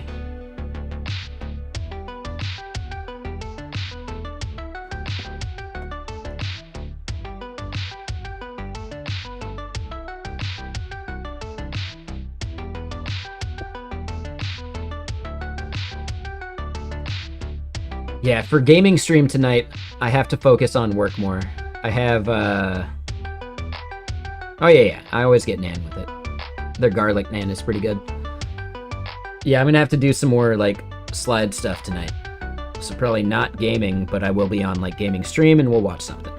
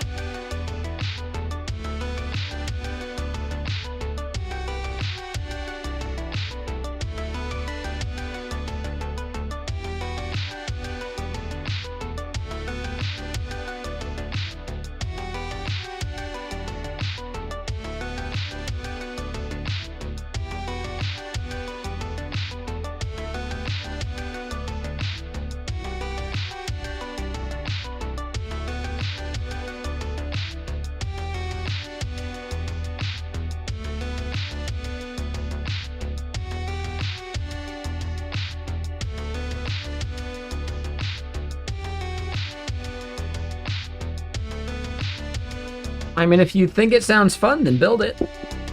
As with any idea, is it something you want to monetize? What do you see as, like, the monetization strategy? And if you don't care about monetizing, then it doesn't matter.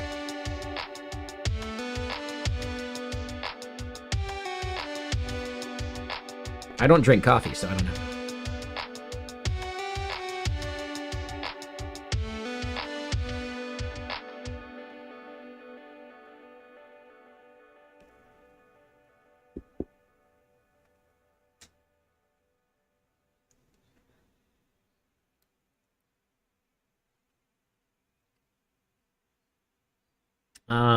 Do look. Thank you for the follow. Welcome.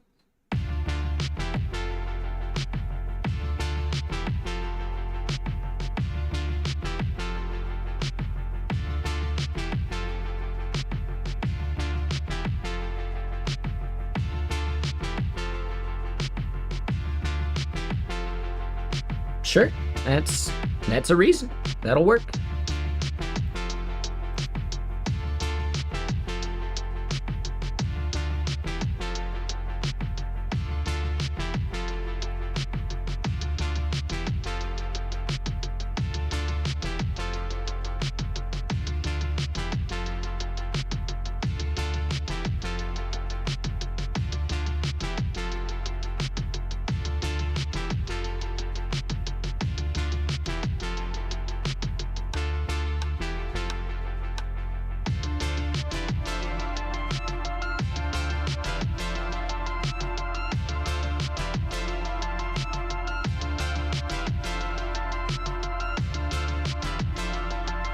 Just double checking some stuff, and yeah, let's keep going. So, get business by API key.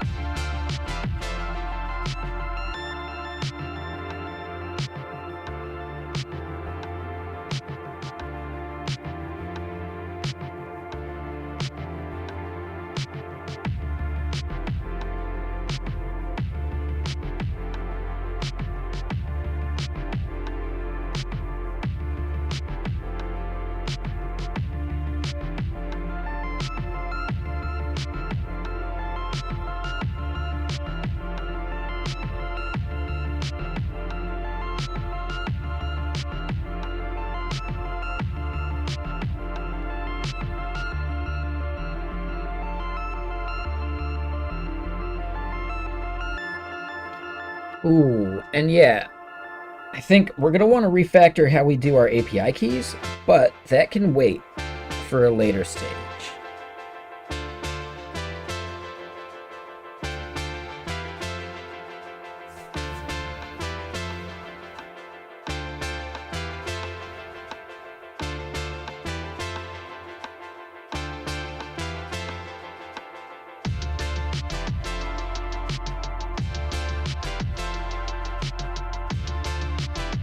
Hold on, let me chime in at work real quick.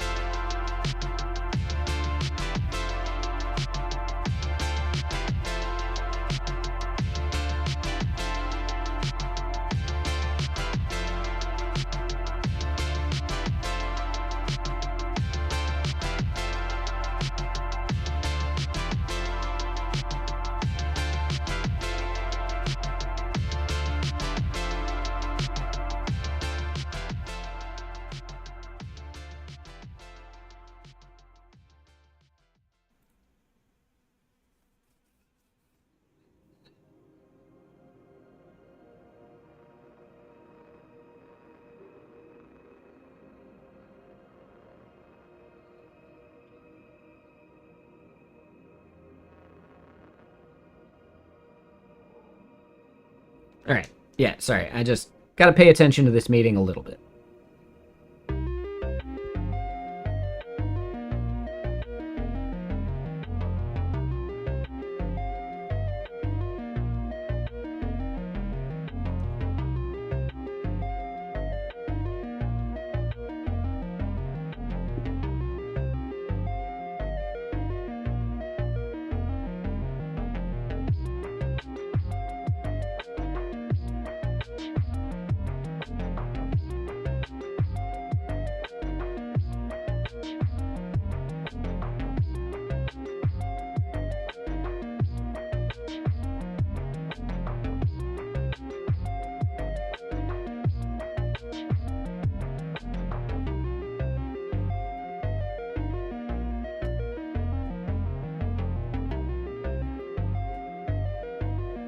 One second.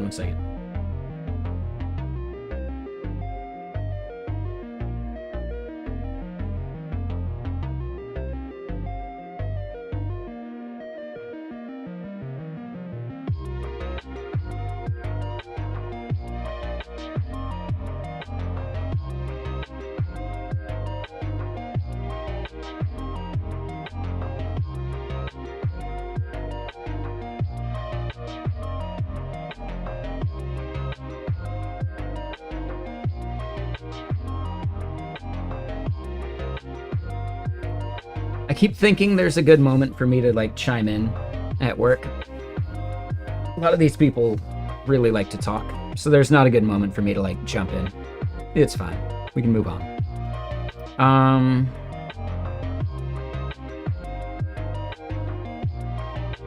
When we look at API keys... Hey, what's up? How you doing, Giraffe?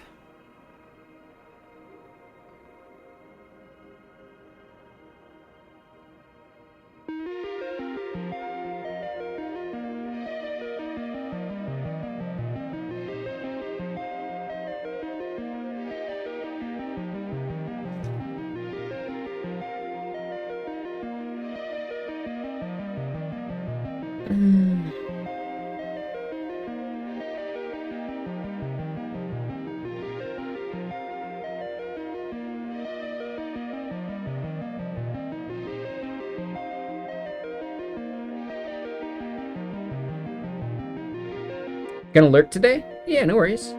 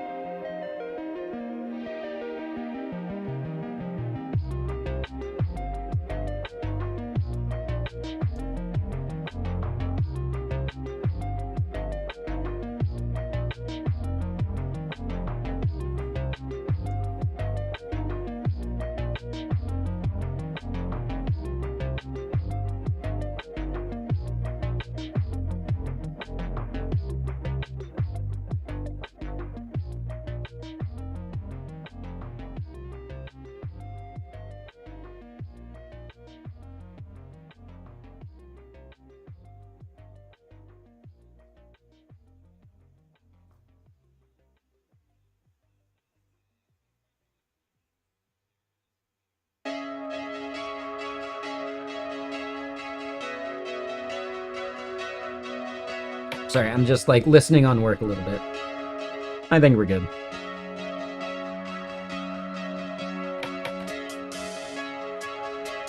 All right, so yeah, we'll call this part good.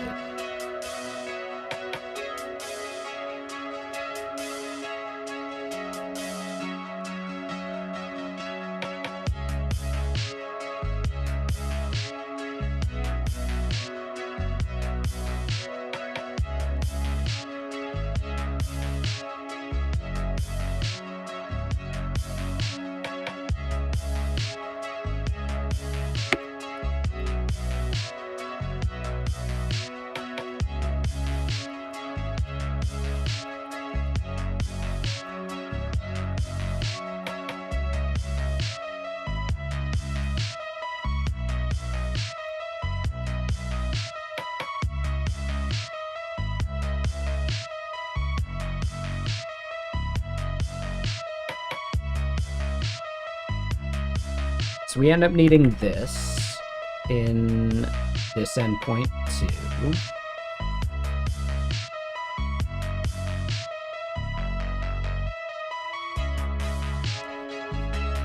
So yeah, anything we would do with an API key would have business ID in the URL. So we're good there. So then when we get to get business,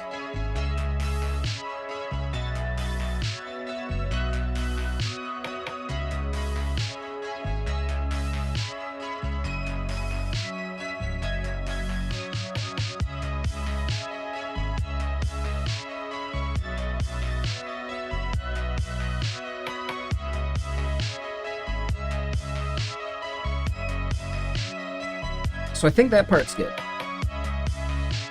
All right, so our get business middleware is good. So the rest of that should be good now too. So we don't need to change any of the endpoints that are consuming this get business middleware. Perfect. All right, so that was like the main thing I was double checking.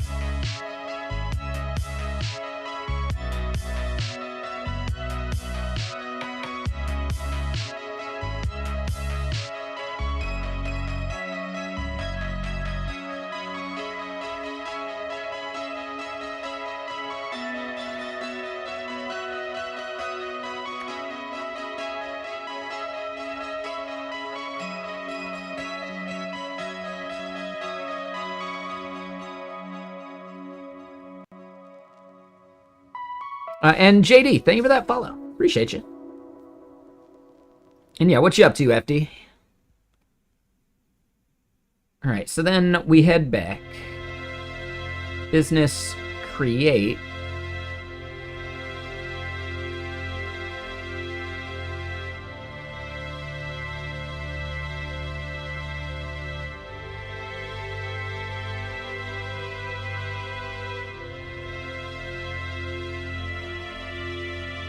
All right, and then, yeah, we head back to here. We see the create endpoint, which we haven't done anything on yet, but we do want to look at the arc stuff and double check here. This is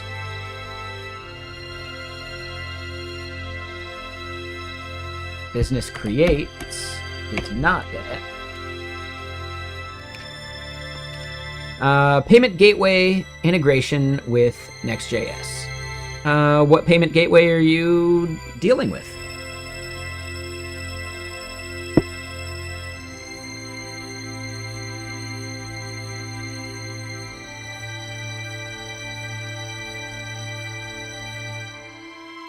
Guessing not Stripe. Yeah, I can't go with Stripe. Gotcha. So are you using Paddle? Or are you doing like full-on like authorized.net style? Razorpay.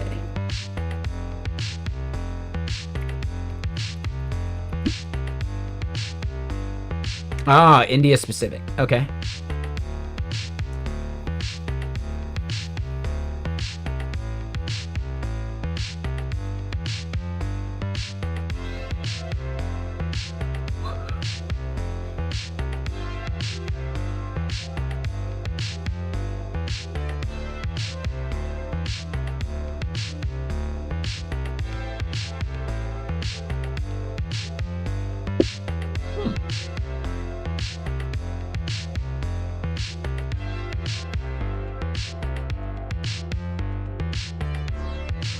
No, that makes sense.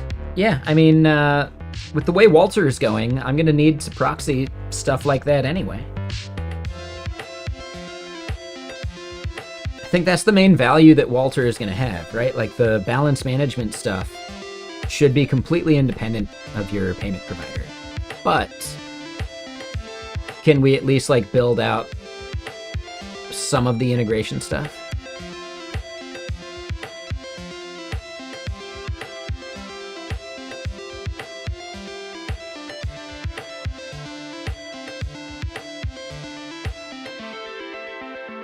I'm not sure. Yeah, I don't know.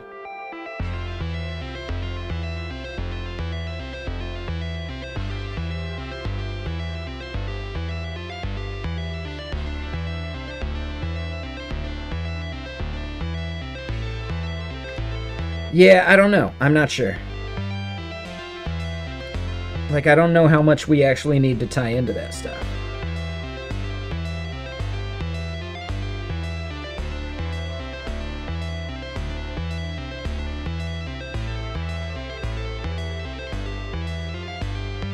I don't know. Yeah, maybe the MVP actually doesn't touch the providers, and we still leave that up to users. Yeah, I don't know.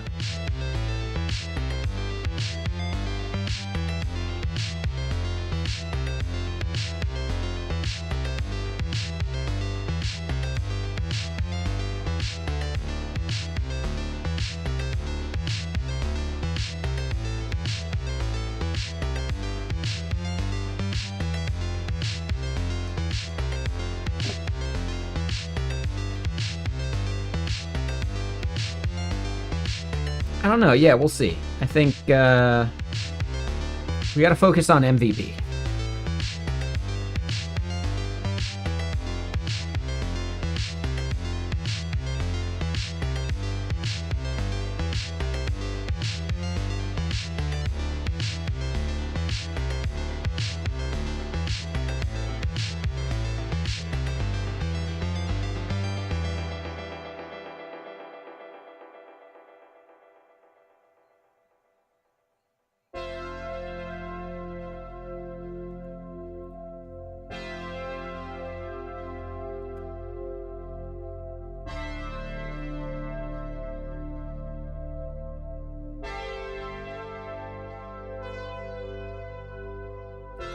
So that's our endpoint there.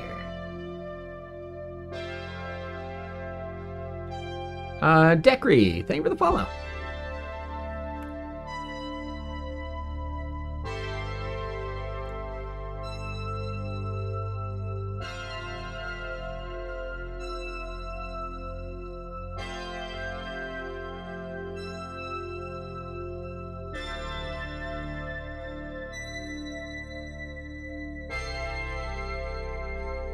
Okay, yeah, so we haven't done this endpoint yet.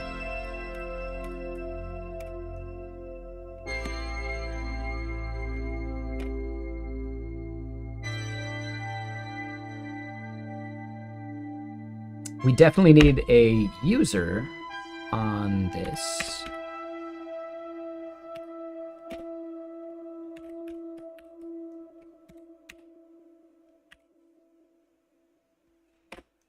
So we do get user here.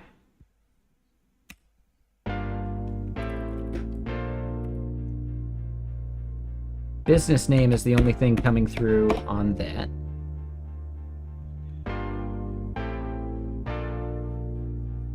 So then users table, businesses table, API keys table.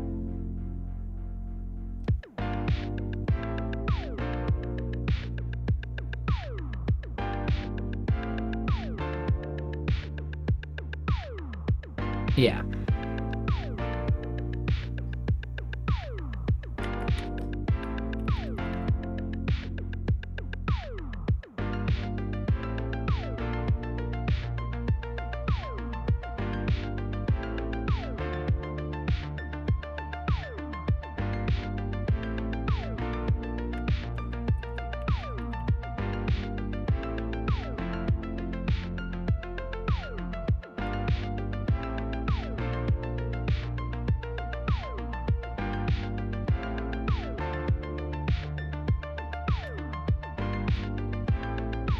So users table is fine.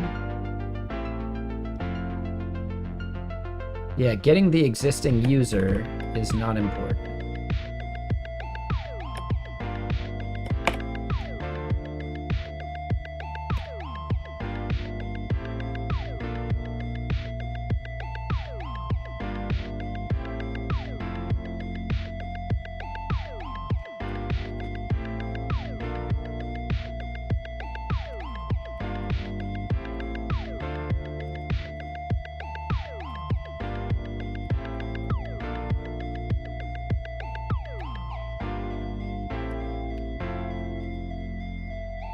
All right, so business table key methods.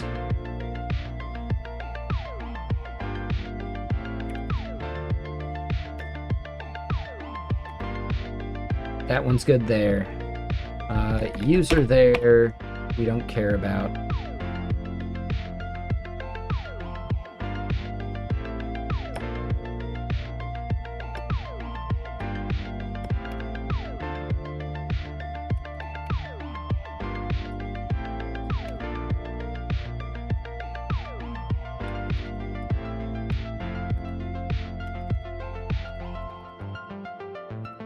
So we do business there, and then we just need to create the business.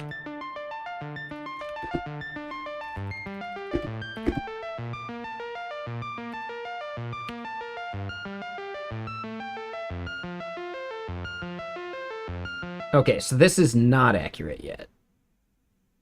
I'm not sure we even have a tertiary key, so let's go look at our data.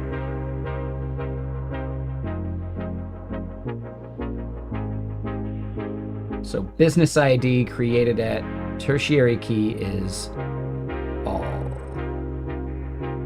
which is fine.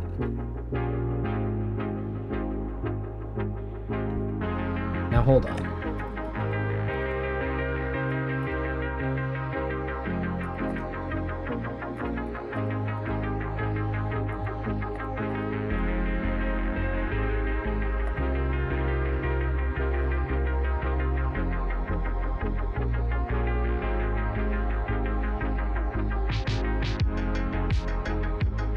I'm actually not 100% certain what we use the all for.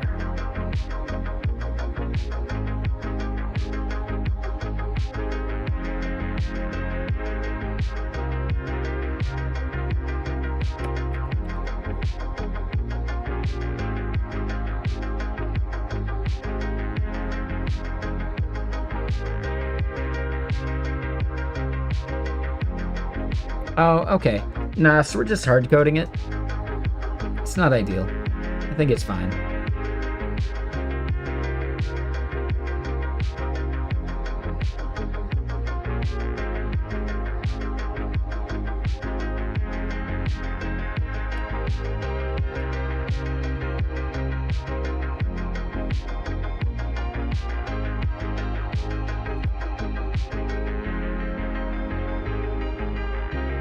So, business ID, we need to create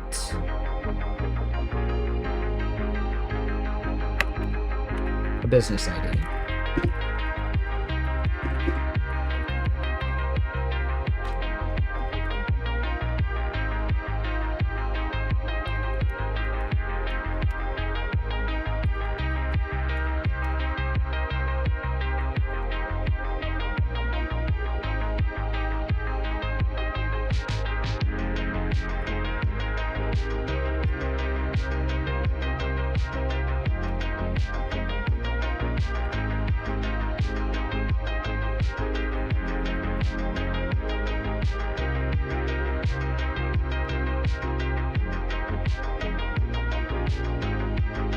All right, so then API key. That one is business ID. So then this is staging.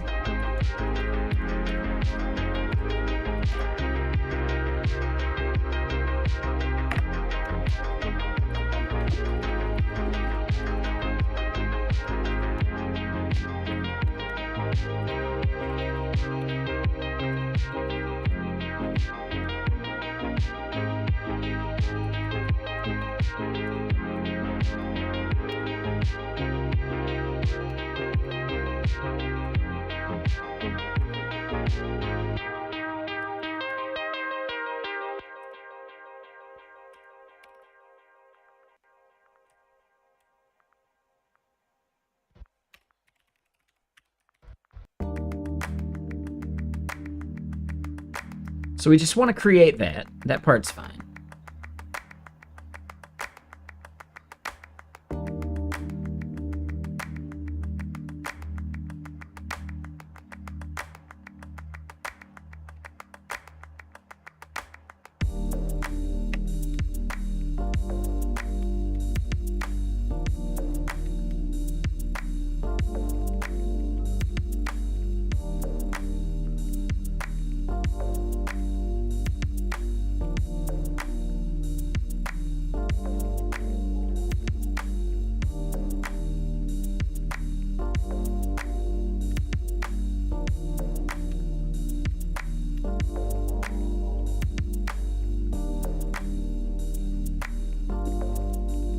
So what I want to do here is create like a mock API key. Business ID would be there, and then environment.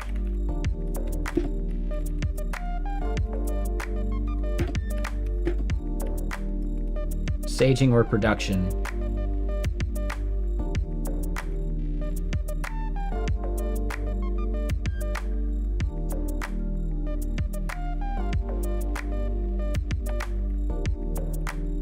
API key value? Sure.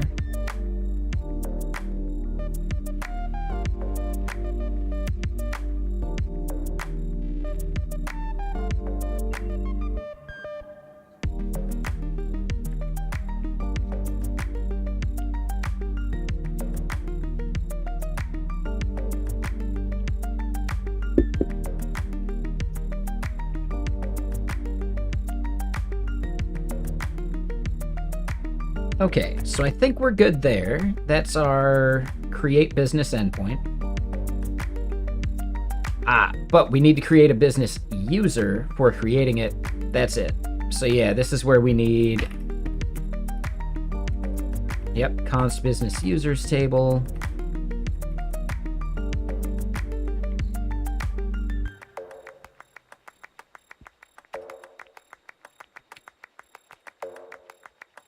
Boom. And yeah, so user ID is going to be part of that.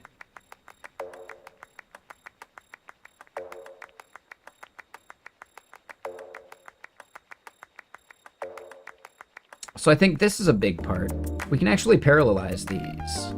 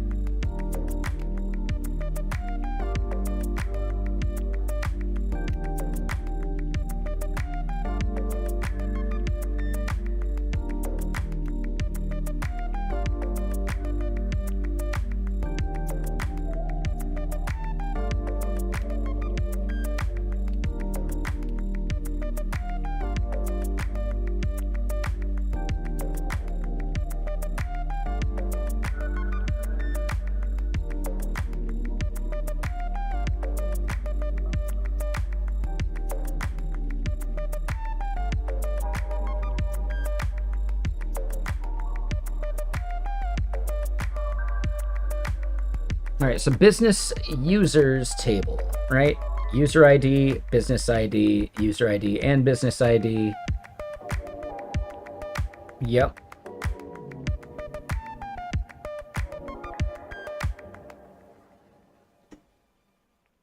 Yeah, all right. So that is now our create business endpoint. Perfect. Okay.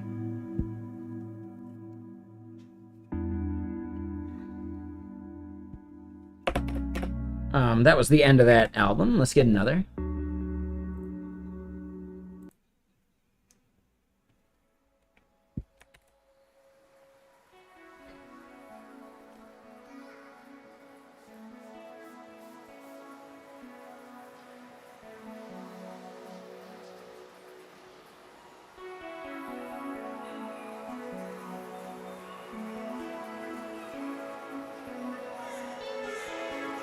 Oh, man. My ears can breathe now. Whew. Boy.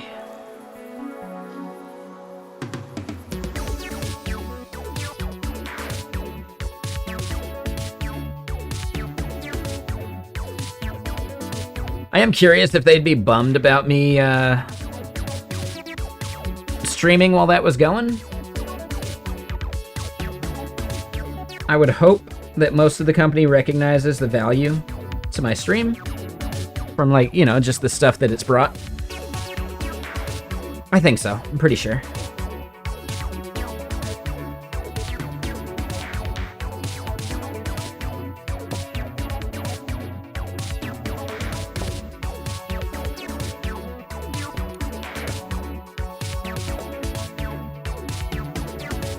But yeah, I think I can have a beverage now. Boy.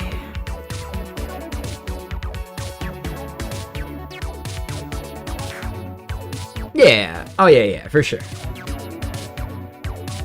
No, and I was pretty good about muting.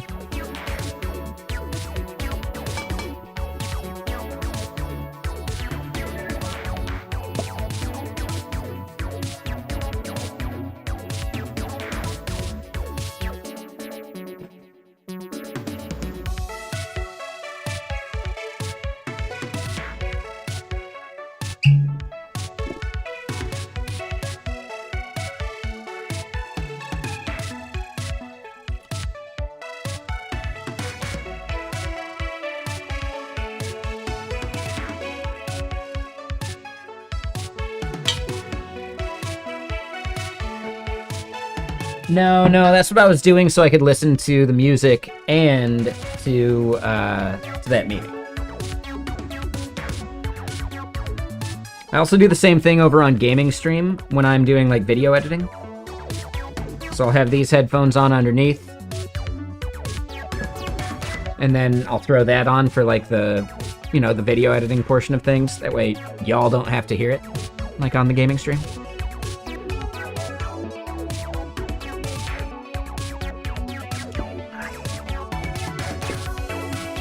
Yeah, no worries. Okay, so creating a new business. We just passed business name. That seems all right to me. On the front end here in overview,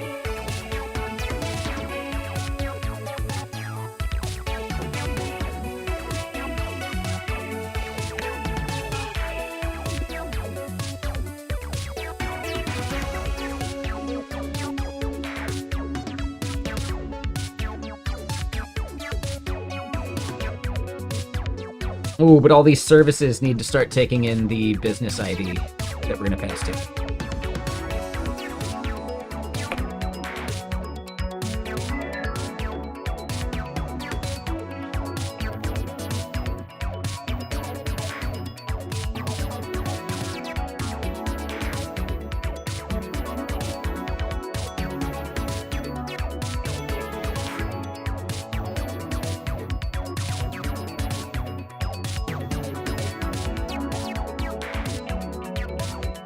Alright, services we don't care about as much. But yeah. Let's go actually look at those services again.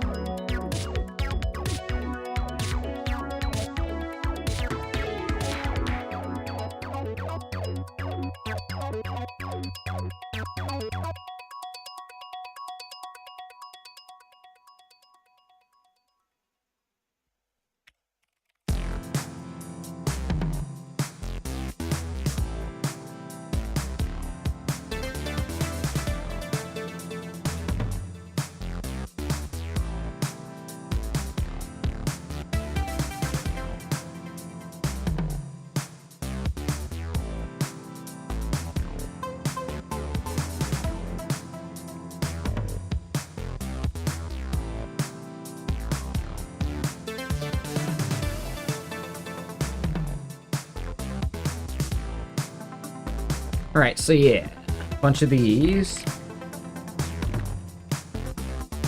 end up going like that.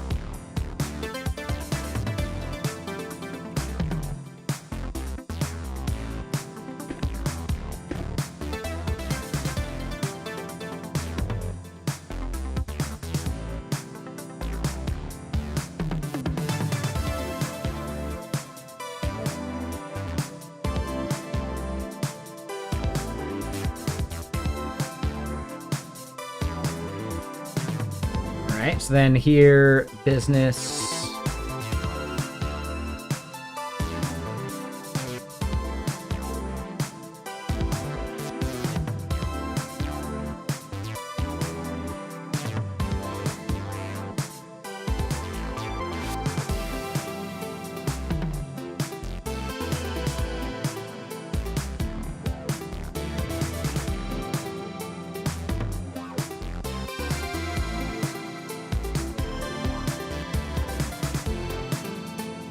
All that's fine. So then transactions.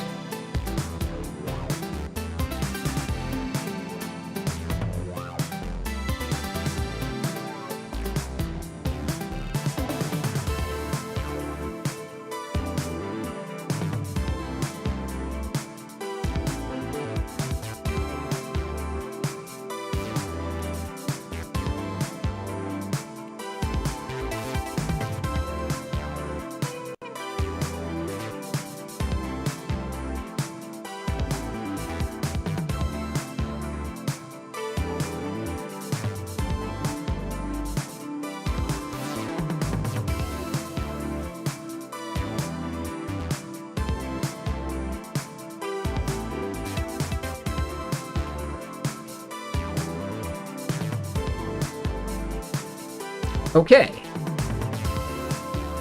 That ends up breaking a bunch of pages, and now we need to go refactor where we're doing all that.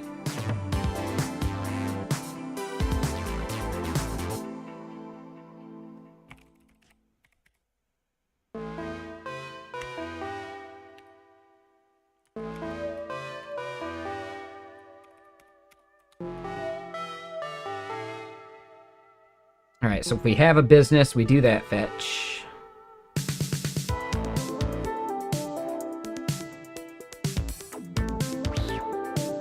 Those parts seem fine.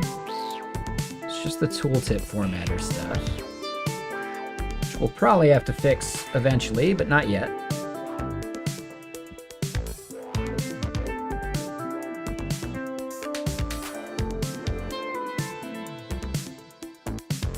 I'm not sure we need this still. It's a bit of a hack.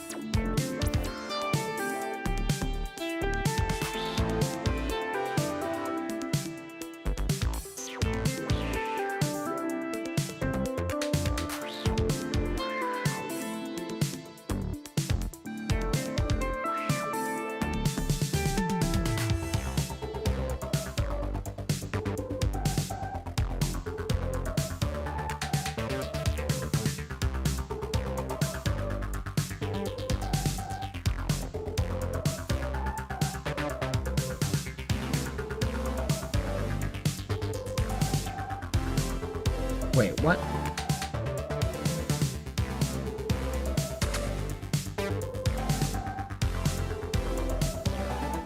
Oh, we do want to do the .get.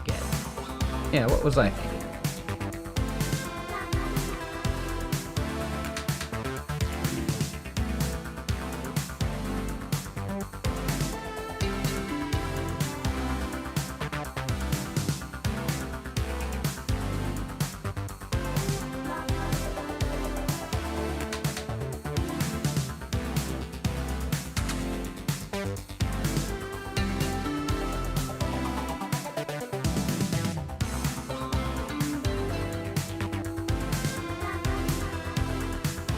So wait, where is business settings?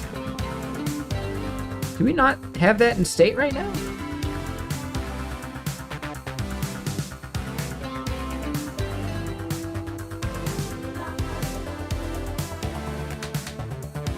Oh, that would be it.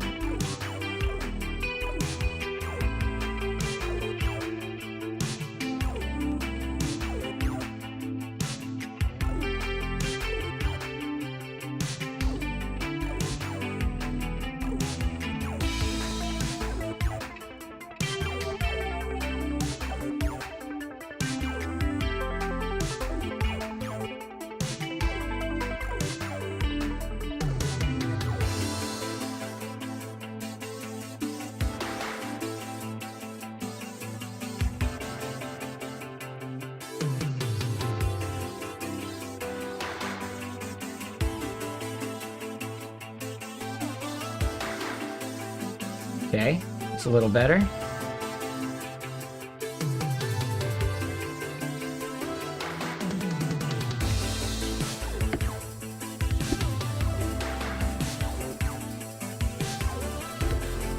Yeah, we have to do a little bit of casting in a couple places. It's not ideal.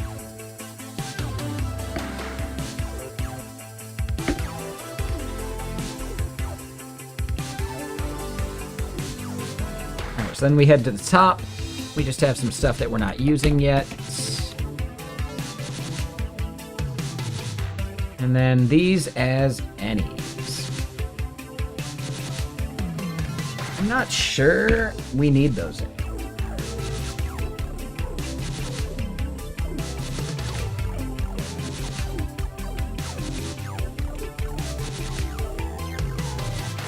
Long parse. Thank you for the follow. Yeah, we don't need those anymore. Nice.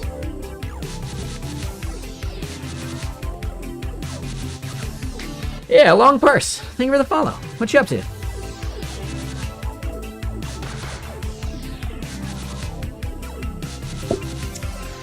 So yeah, with the things we just did, if we're never using that, we can just do that. Yeah, how's it going?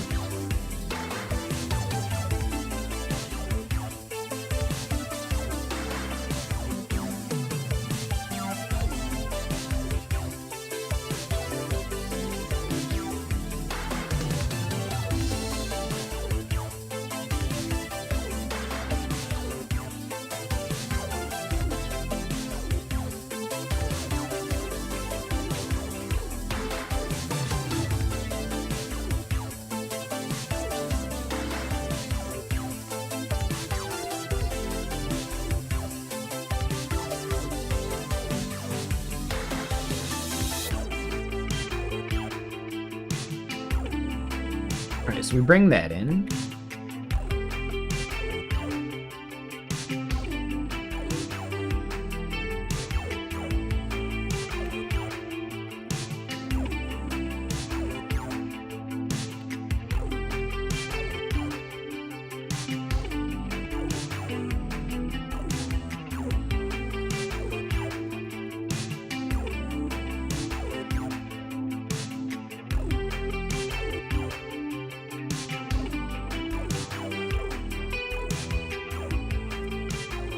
We'll leave those for now.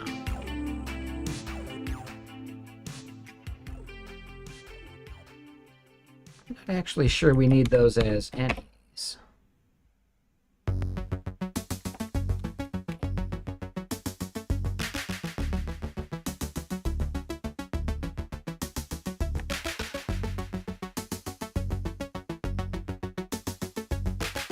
Oh, yeah, so I think this is a major bug. And hey, what's up, Akavenge? Yeah, how you doing, man? What you been up to?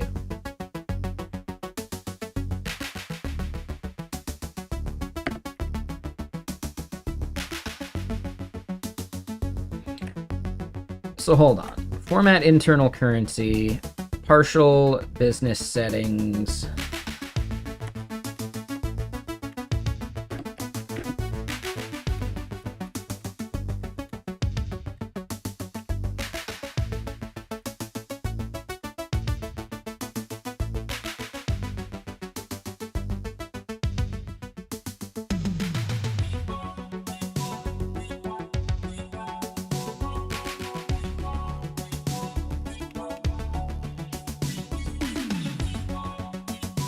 Alright, so we can go get rid of those as business settings.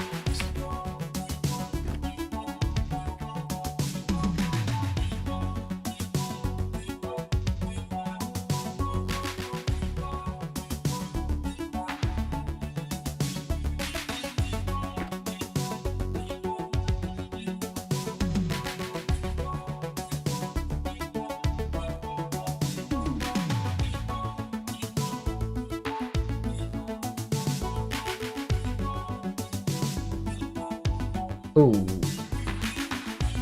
I don't know what that issue is for the icon stuff. We'll hold off on the icon problem.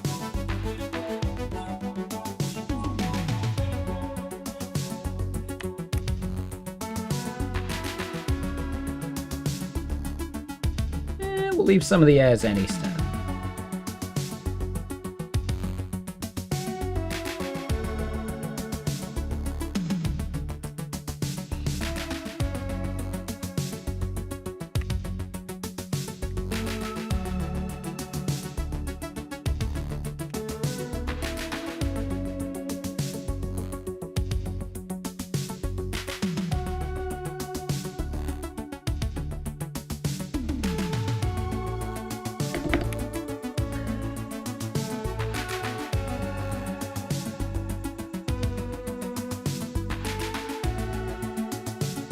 Tons of appointments. Thankfully, 100% disability from the VA. Oh, that's huge, man. Hell yeah. Could be worse.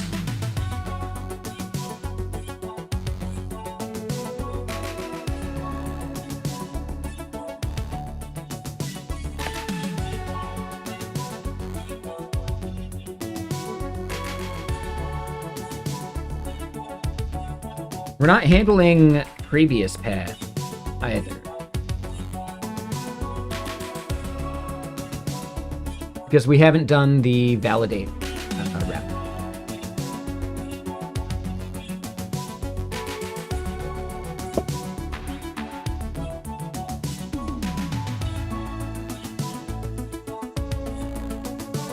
Alright, so we got to those parts. Sure. Reset password just goes away. Verify email goes away. Let's make sure we don't have those in the router anymore, because that would give us some grief.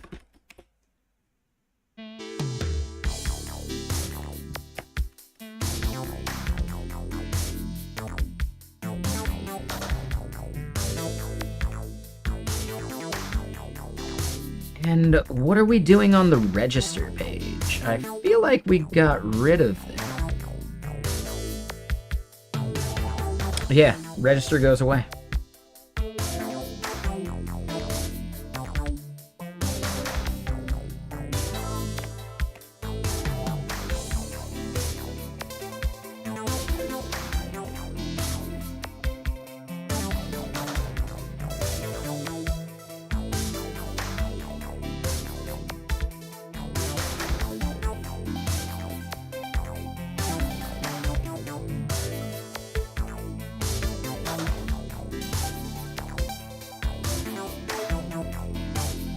so this one definitely has some issues.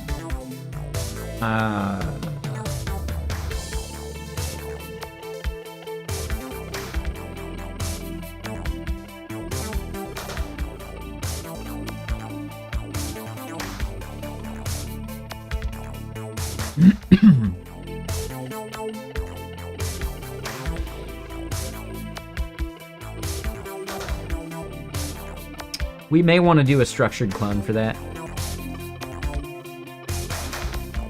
The icon is fine.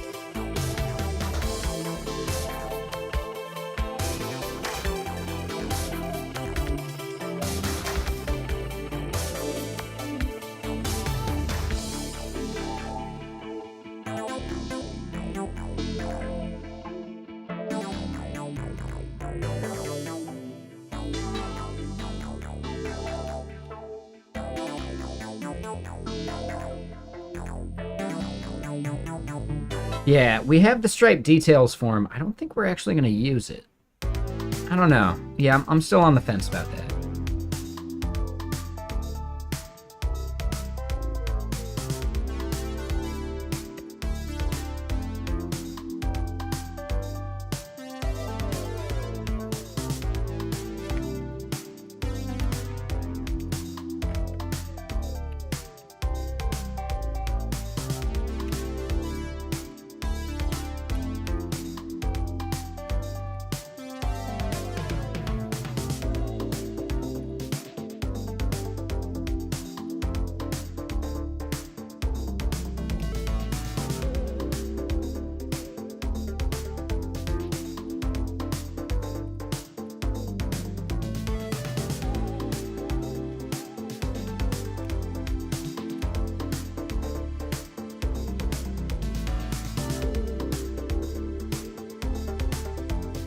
Okay, so we do that part. Let's double check these. Let's double check that. We get down to here.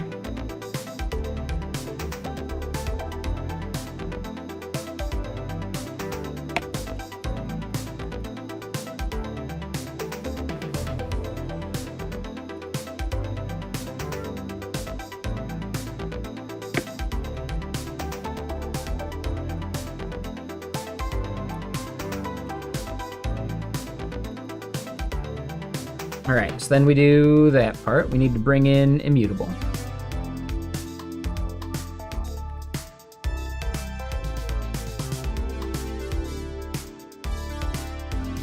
So we're not doing anything with that part yet. Oh, and this is the PayPal details form.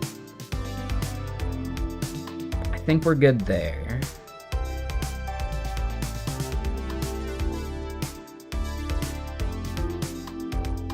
Yeah, I'm gonna call that good.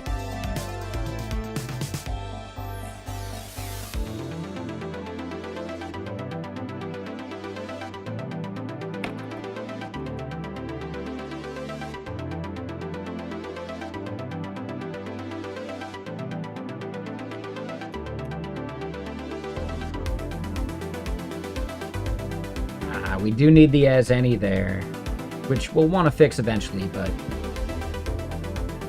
if it works, it's not necessarily the problem. Get transaction, though. We need to get the current business.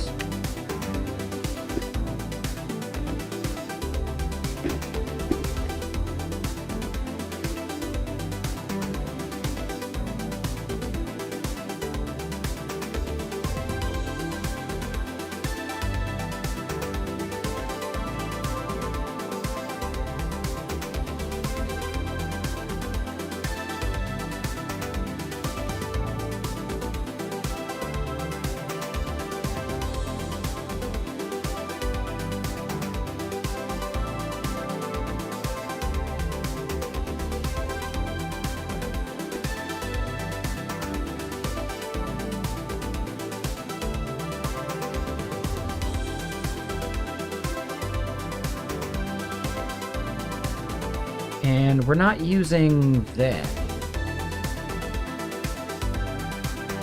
We'll let that one be weird. That's fine. This, instead of color, is C, I think. And then here in transactions,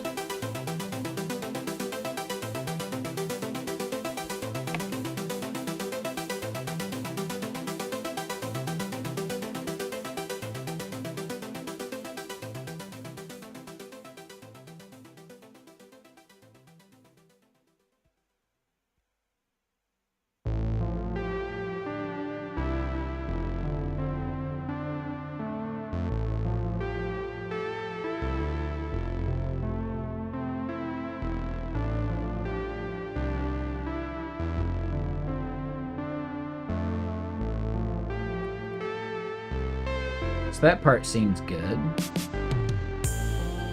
Yeah, so we need to bring in the business on this endpoint.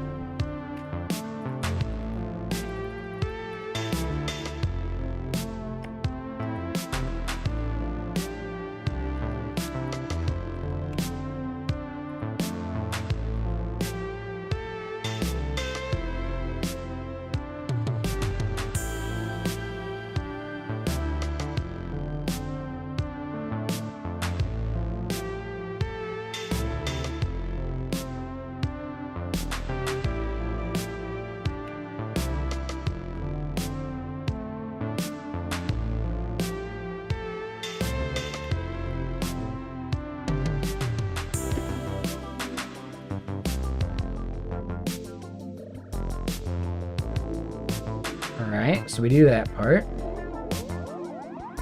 The icon stuff takes a while. The as any will leave.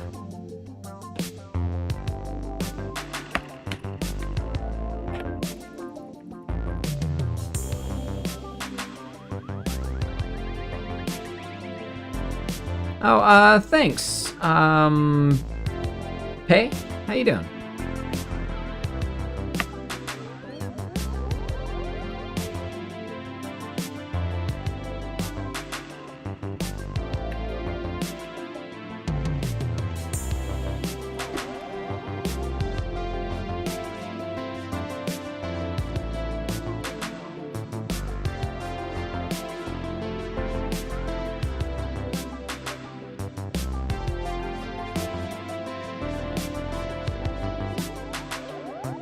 Transaction service, get transactions.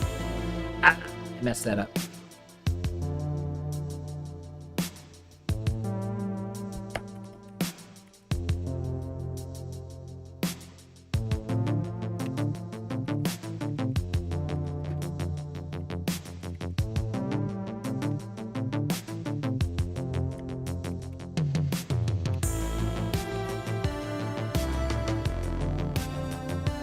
Okay, so yeah, not perfect.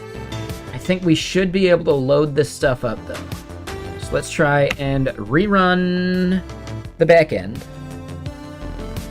Oh, and man, my arm is still sore from that COVID shot.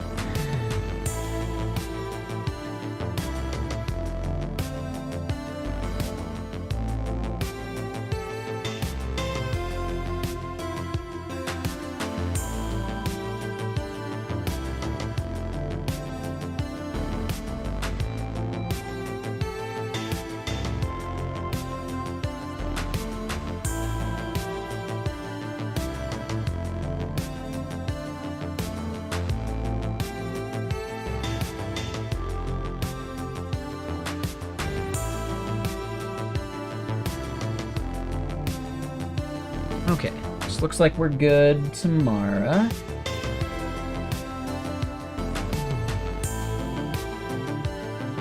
But yeah, what are you up to there, Pei?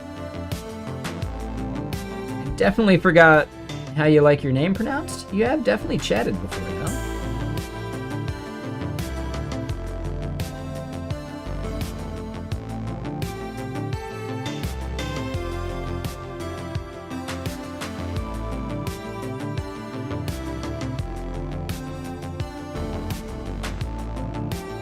Yeah, how you been?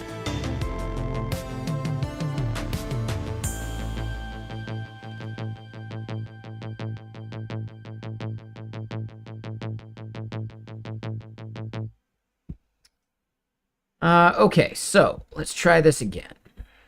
We rebooted.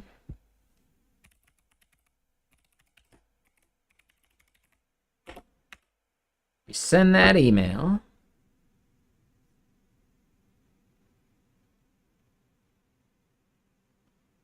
We delete the thing in there. We grab this link.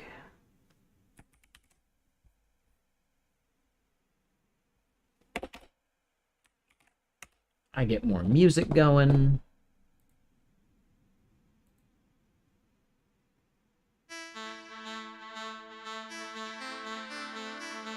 Scan the QR code.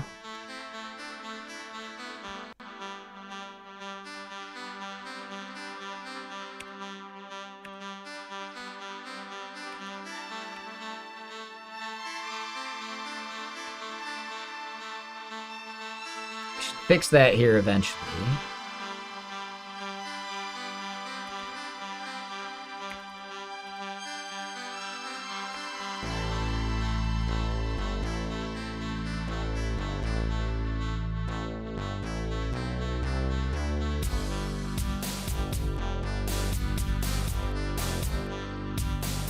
Now,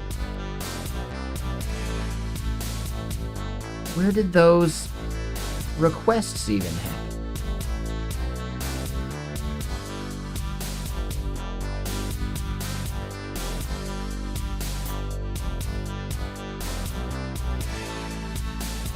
So businesses get all.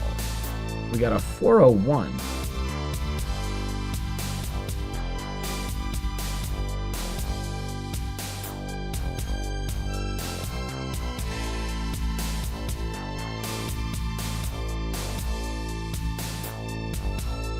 All right, let's go look at our backend code again.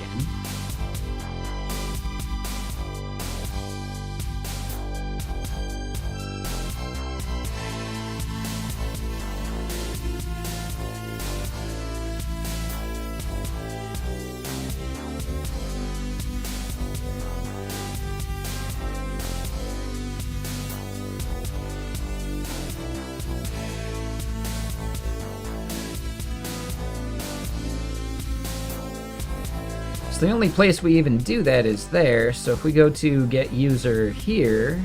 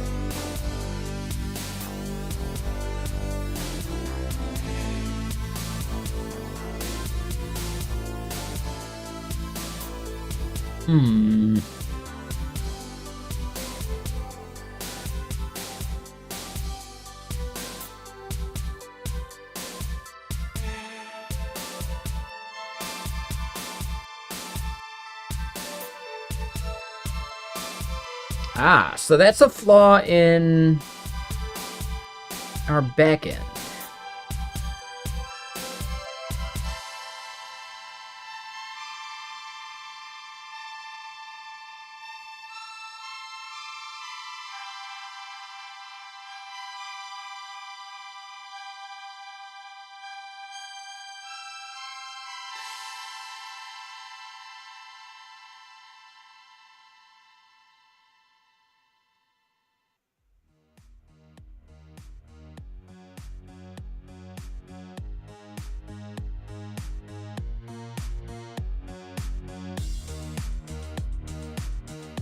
And it's actually in a different spot, too.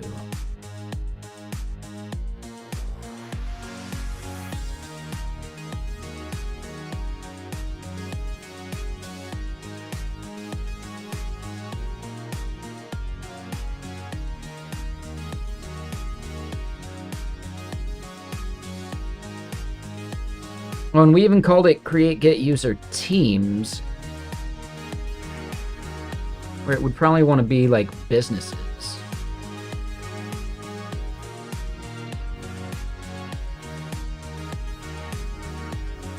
All right, let's go look at Calatrava real quick.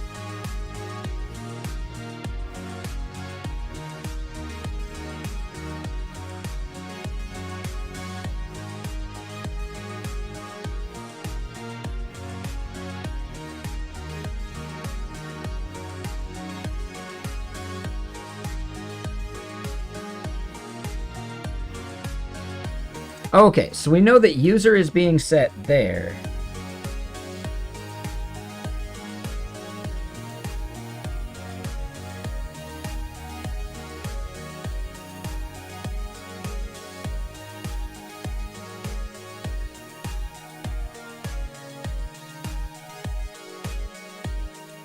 All right, we see bearer, we see the token in there.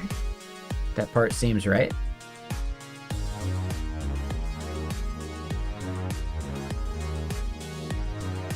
Yeah, so that part we should fix in our shared middleware.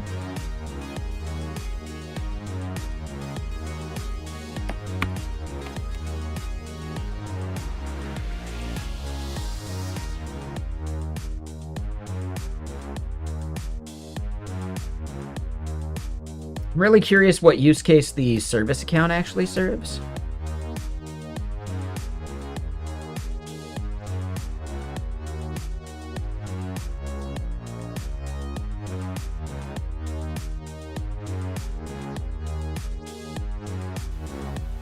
Where are we actually calling it?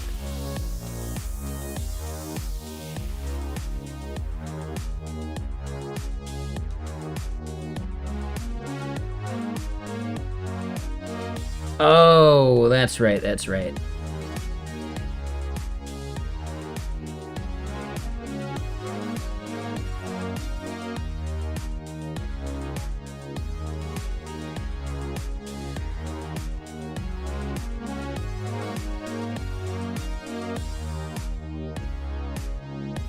I don't think that's a big deal. We'll have to look at how we're scaffolding that stuff. So, yeah, that's not our problem right now.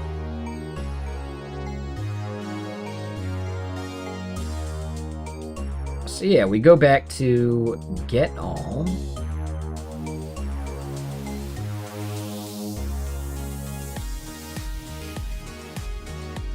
Where can this give us a 401?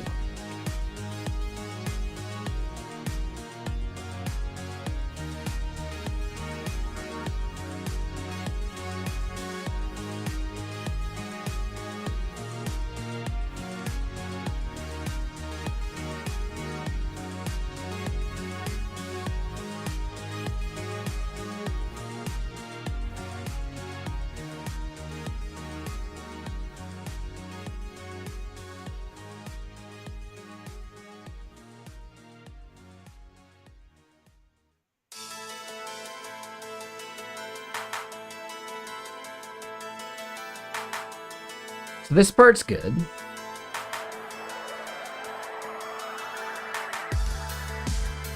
Oh, I probably want to set the window back to 1.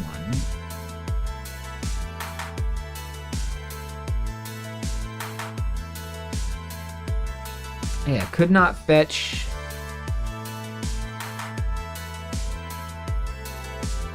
Business by user or API key.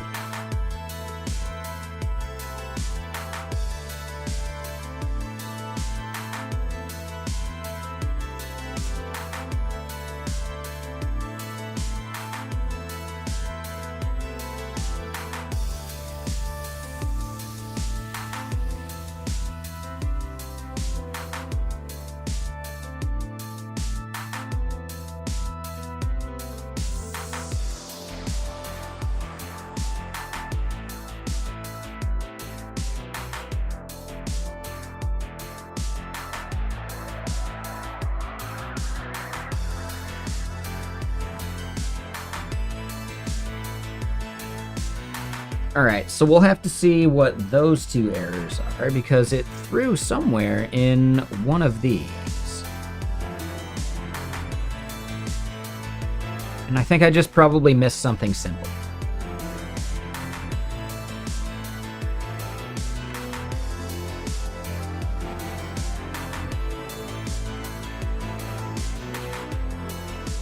All right, so we go back to log in.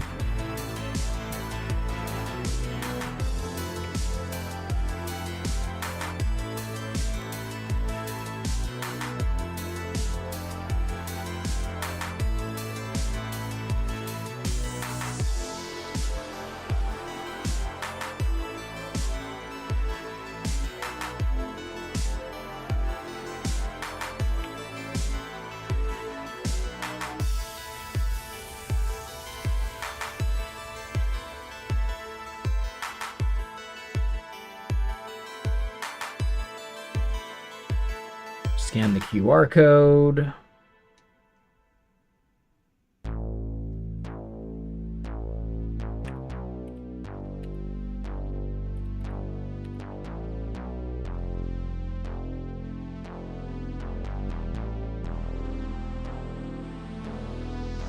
We go to the dashboard. We expect it to fail because all we did was add some logging to it.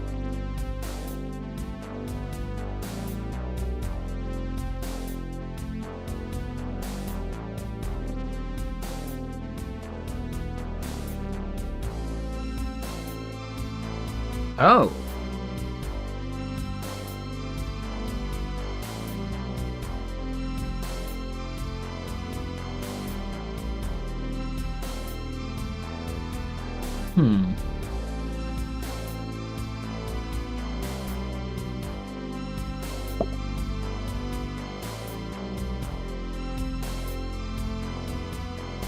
So if we look at the middleware again,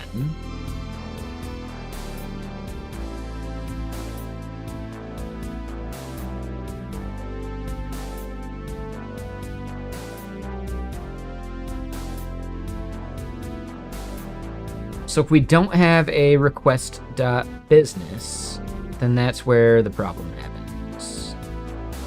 Oh. Let's just double check that part. That one should be good.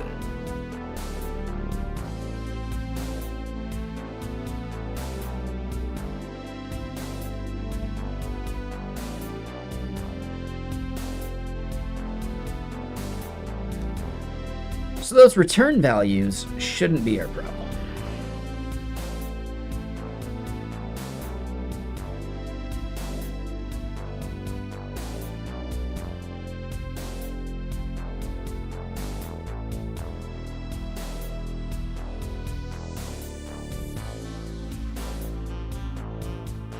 Oh, shit.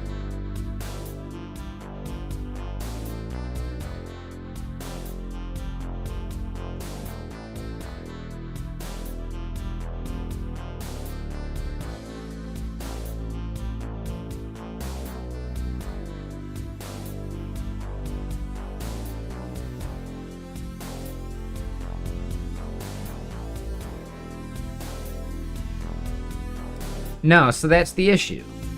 We're doing a fetch for the business.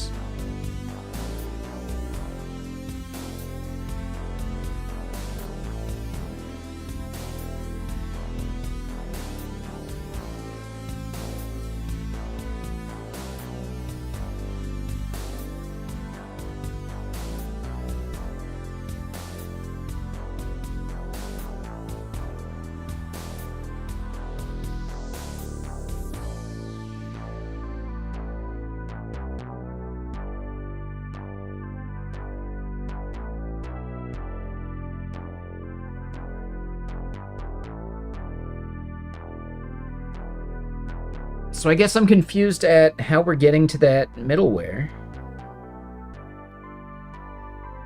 Because the endpoint that we're in isn't even fetching that.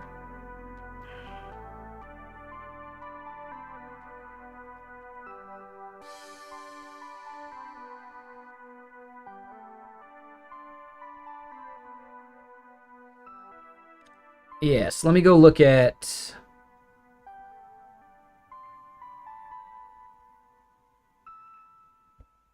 logging out the entire request. Because we should be able to see what endpoint is actually doing that.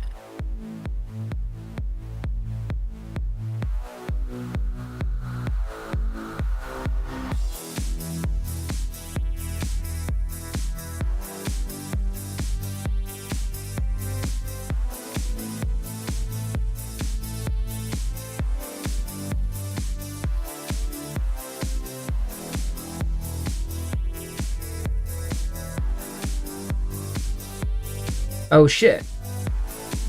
Okay, no. So this gets thrown and it goes there. Nope, so that part's fine. So this ends up restarting on us. While it's going, I'm going to go use the restroom. It's actually done, but I got to pee again. So, BRB. Just take a minute.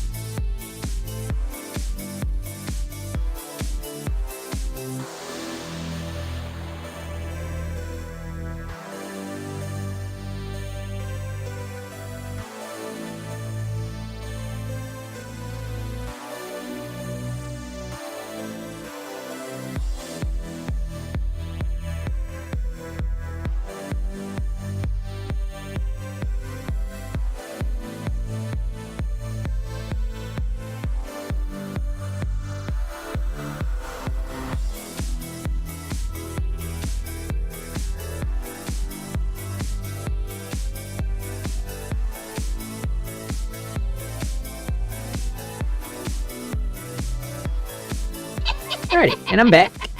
Whoa.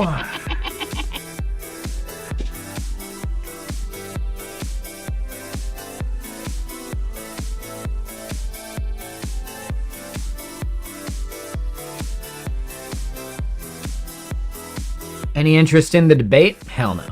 I don't give a shit. Honestly, like, anything important from it will be reported on Reddit and Twitter and all that other shit. You know. I'd rather just see the highlights. Or lowlights.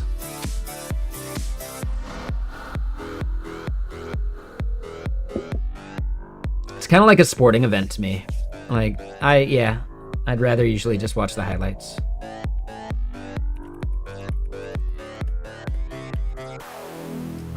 It's not like it's gonna sway who I vote for. At all. I do want to order some food, though.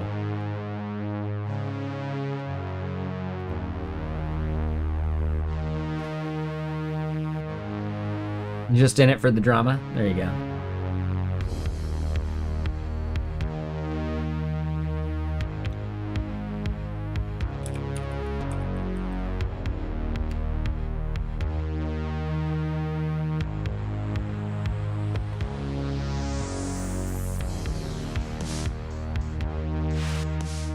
Yep, butter chicken, garlic naan.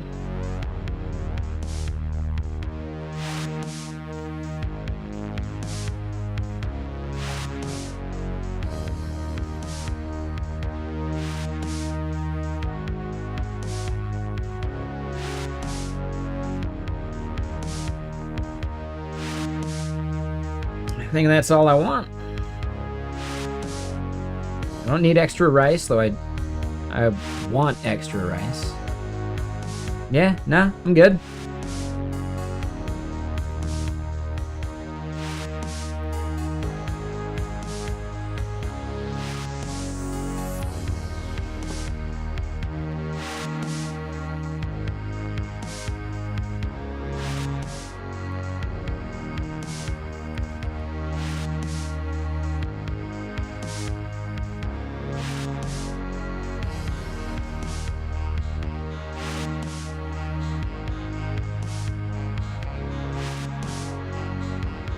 All right.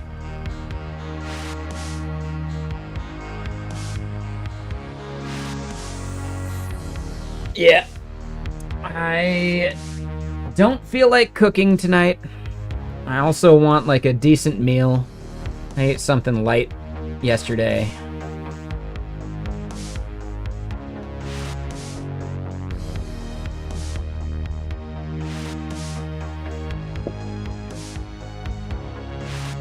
So yeah.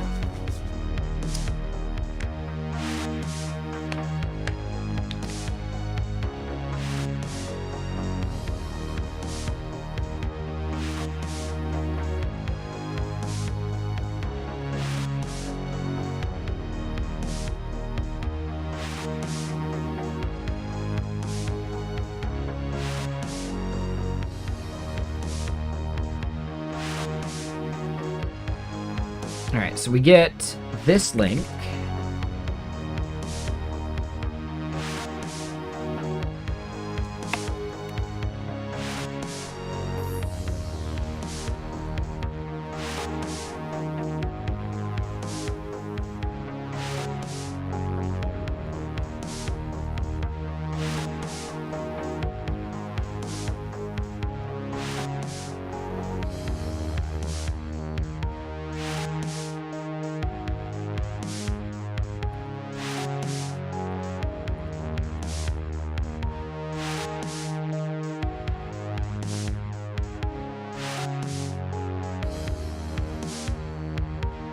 So we should get a better log of what failed.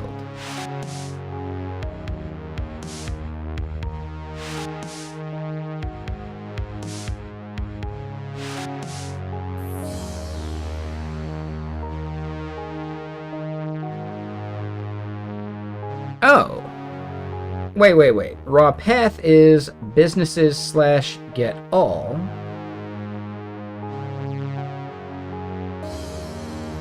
The route key is businesses/business ID.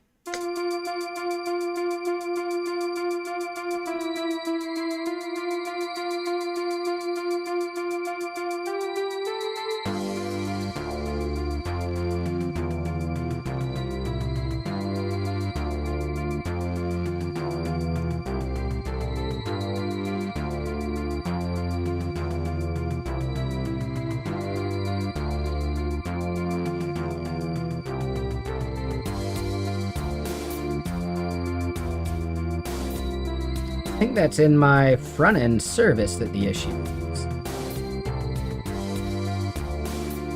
So create business, get businesses.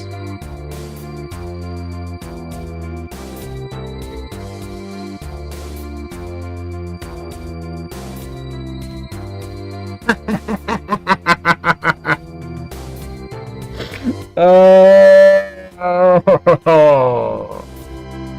You know what the joke is? We figured it out.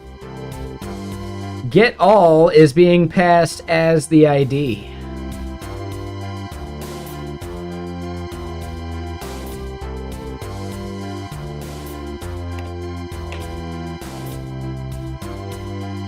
Samsonite. I was way off.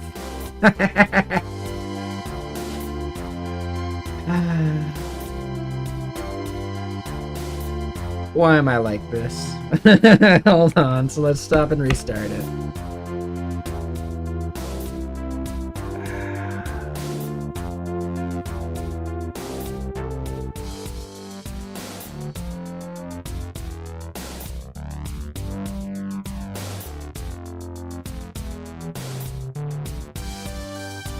Yeah.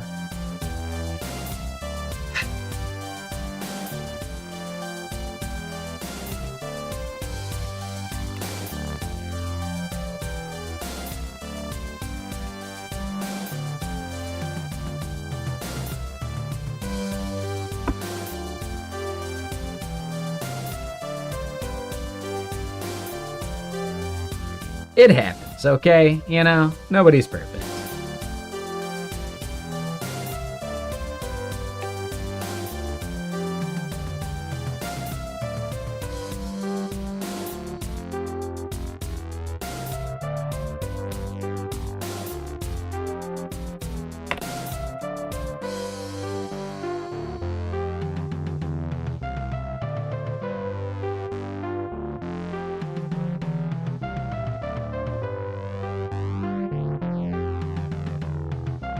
And I rode my bike for the first time in like over a year.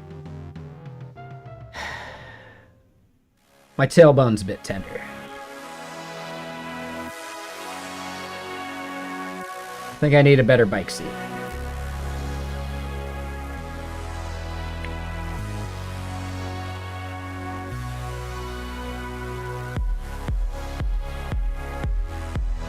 There's that line from Me, Myself, and Irene. Does it make your butt sore? No, but it gives me incredible cotton mouth. No, I meant like the ride. Oh no, my ass is taking a pounding over the years. He thinks about the phrasing, shakes it off.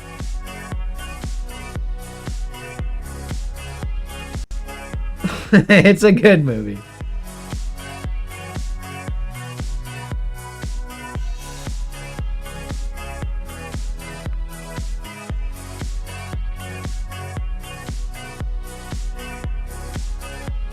Alright, so what failed that time? Yeah, it's definitely time for a new bike seat. Honestly, no, it's probably fine. Oh, yeah. No, it'll be fine. There is, like, the really nice seats that are, like, the leather ones that you gotta, like, break in. I'd love to get one of those at some point. Because they actually, like, form to your butt really nice. But they're kind of spendy, so I definitely didn't put the money in back in the day. At this point, I probably would. I'm kind of overdue to buy a new bike, too. Mine's like a Schwinn from the 70s, but it's a Japanese steel frame. So it might even be like a white-labeled Nishiki. Or they're just, you know, getting caught up on, like, the bandwagon of, like, the keyword of Japanese steel. Oh, that's a lot of 401s.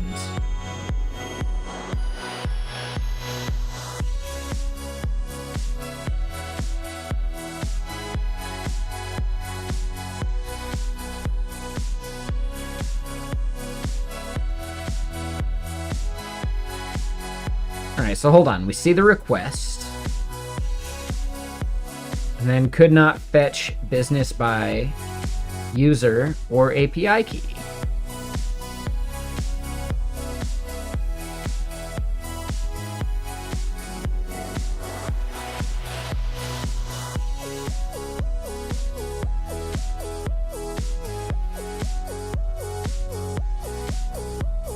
Now this would be a really nice part of things if we could just like comb the database and see what values we're looking at.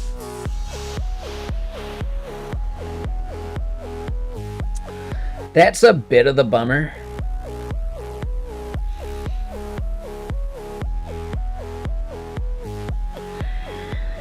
Ooh.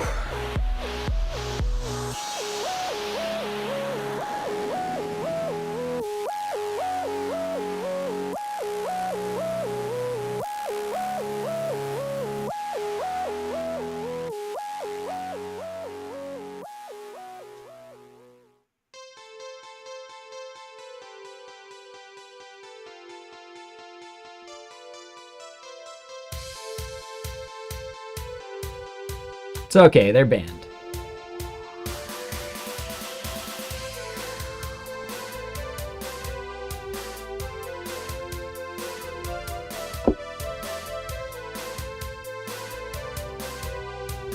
Account created August 28th, 2024. Yeah. Probably a troll. Especially a name like that.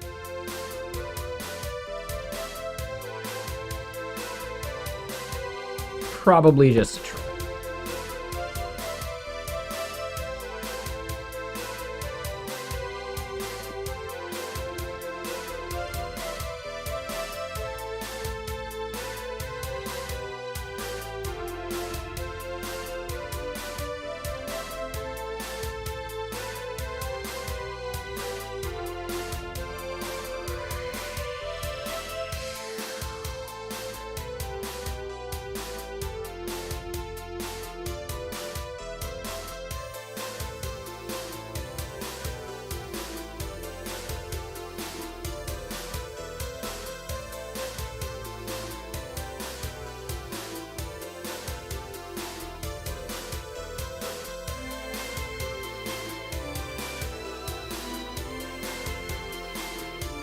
Oh my god.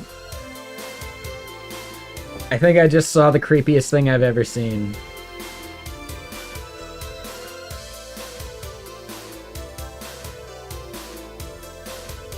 If I have to have nightmares about it, you guys do too. Hold on, let me fix the gain.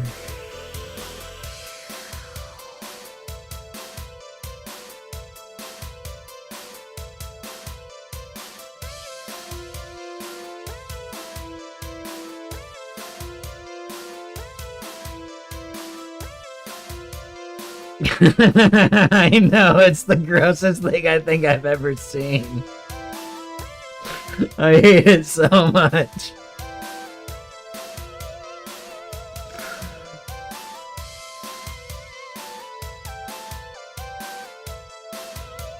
I really, really don't like it. Skinterface Pro.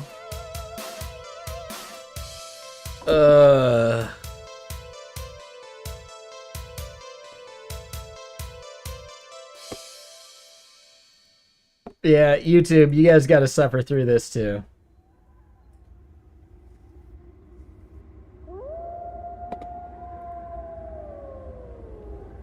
Very Cronenberg. Yeah, it's the eye Cronenberg. Exactly.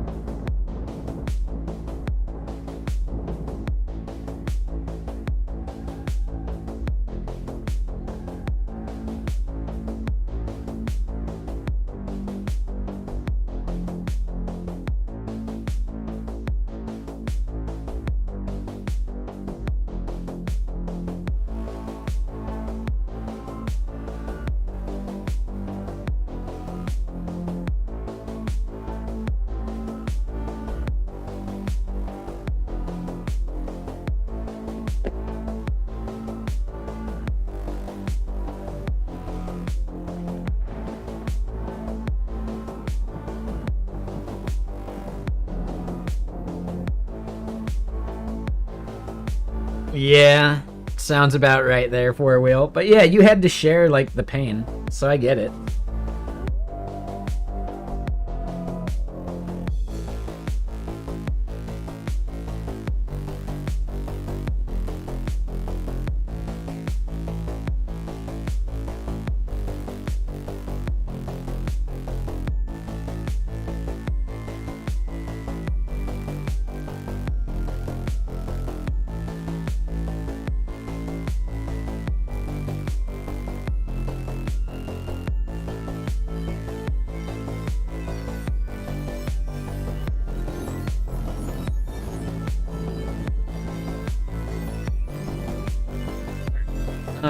So could not fetch business by user or API key.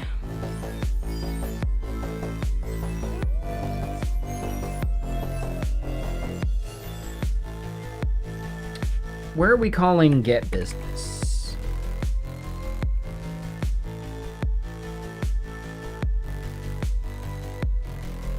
We want to see it on the front end, not the back end. There's our service, there is settings.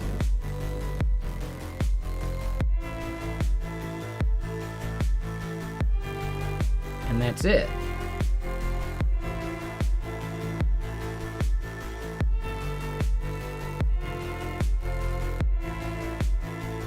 Wait, what?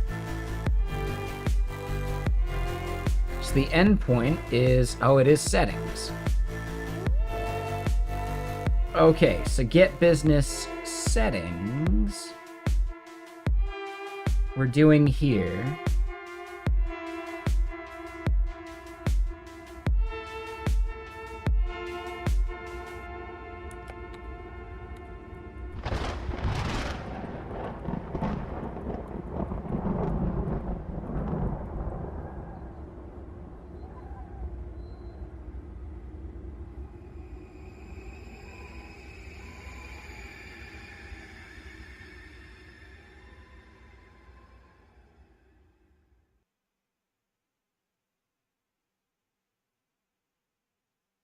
So it seems that this user was not able to fetch the business settings.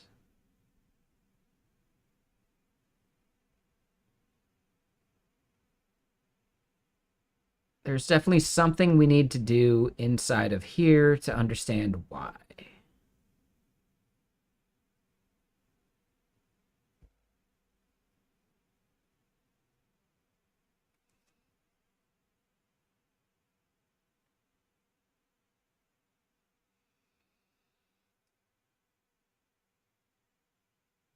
Oh, and we are logging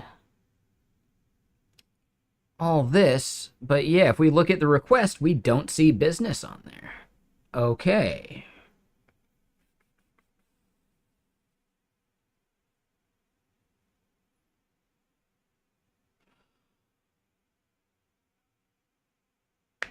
Hold on.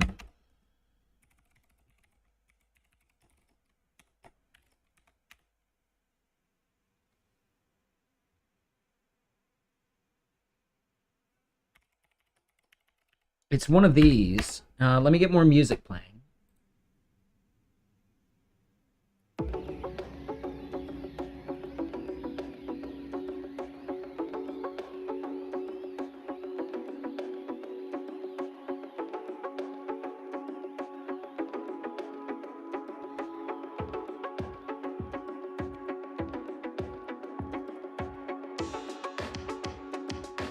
So either one of those failing would be the entire reason this entire thing fails. And we need to just see like what error we're getting from it. Sorry, four wheel. Nope, she has spoken.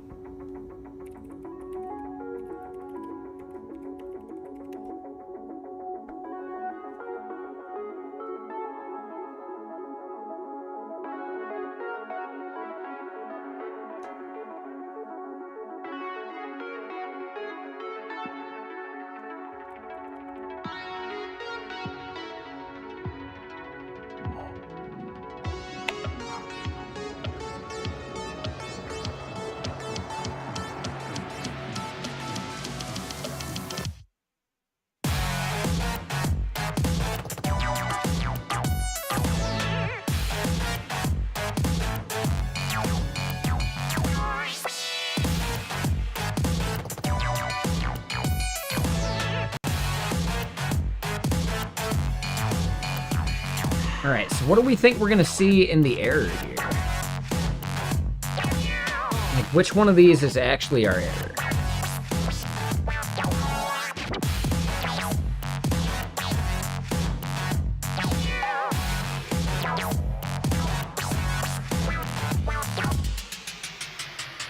That's what's up.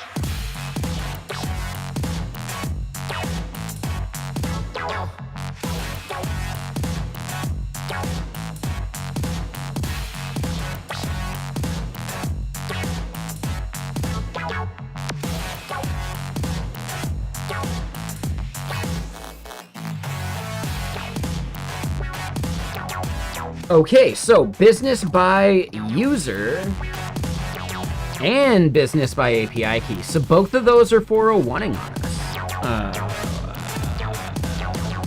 Okay.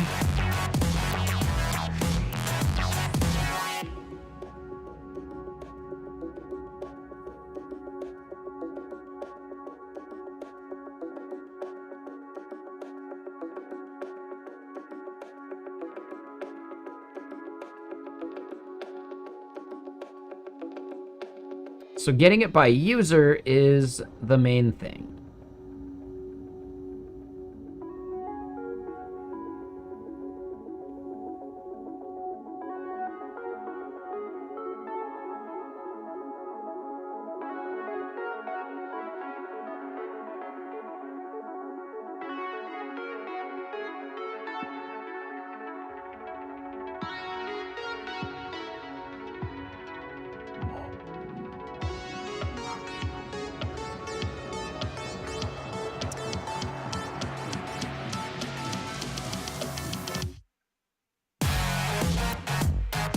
Damn, Dasher's waiting for the order already. Ooh.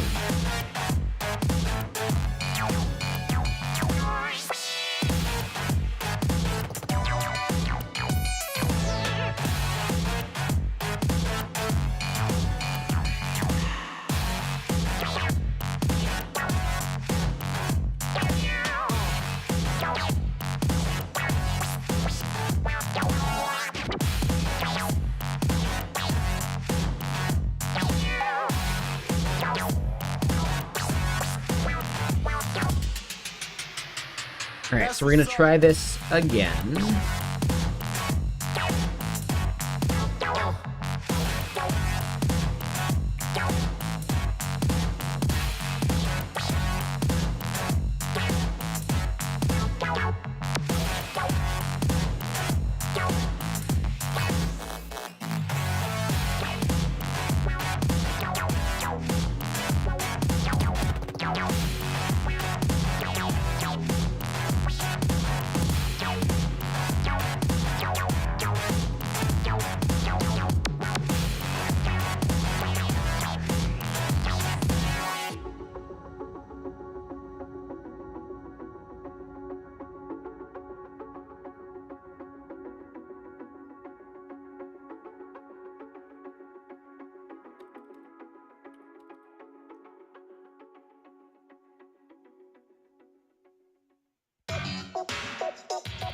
Alright, so we expect this to fail out still.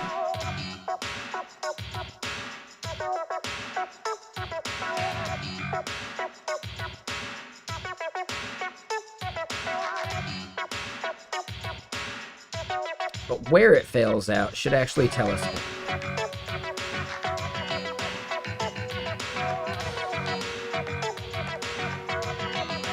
So business is getting fetched, but business user is not.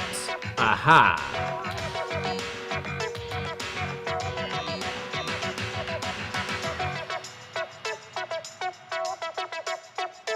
Yep. And that's part of our scaffolding. Yeah, so if we go back up,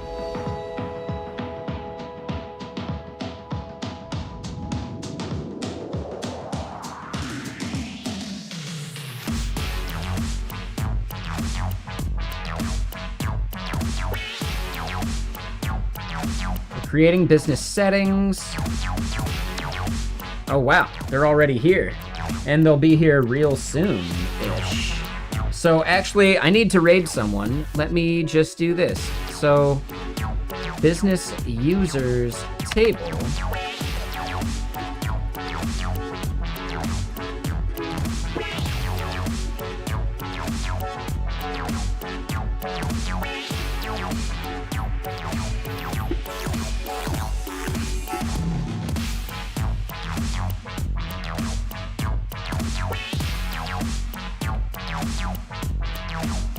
Alright, so yeah, who do we go raid?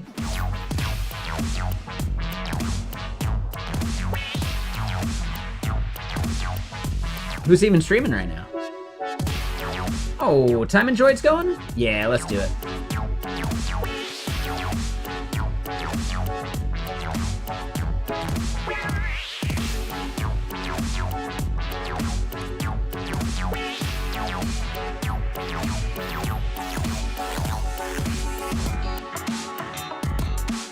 Alright, we're going to pause the music. And YouTube and Algora, we're going to finish up real quick because I got to make sure I go get this food because I don't want to leave them hanging. We're going to go hang out with Time Enjoyed. She's having a great stream. Looks like she's been there about an hour. Let's see what's going on.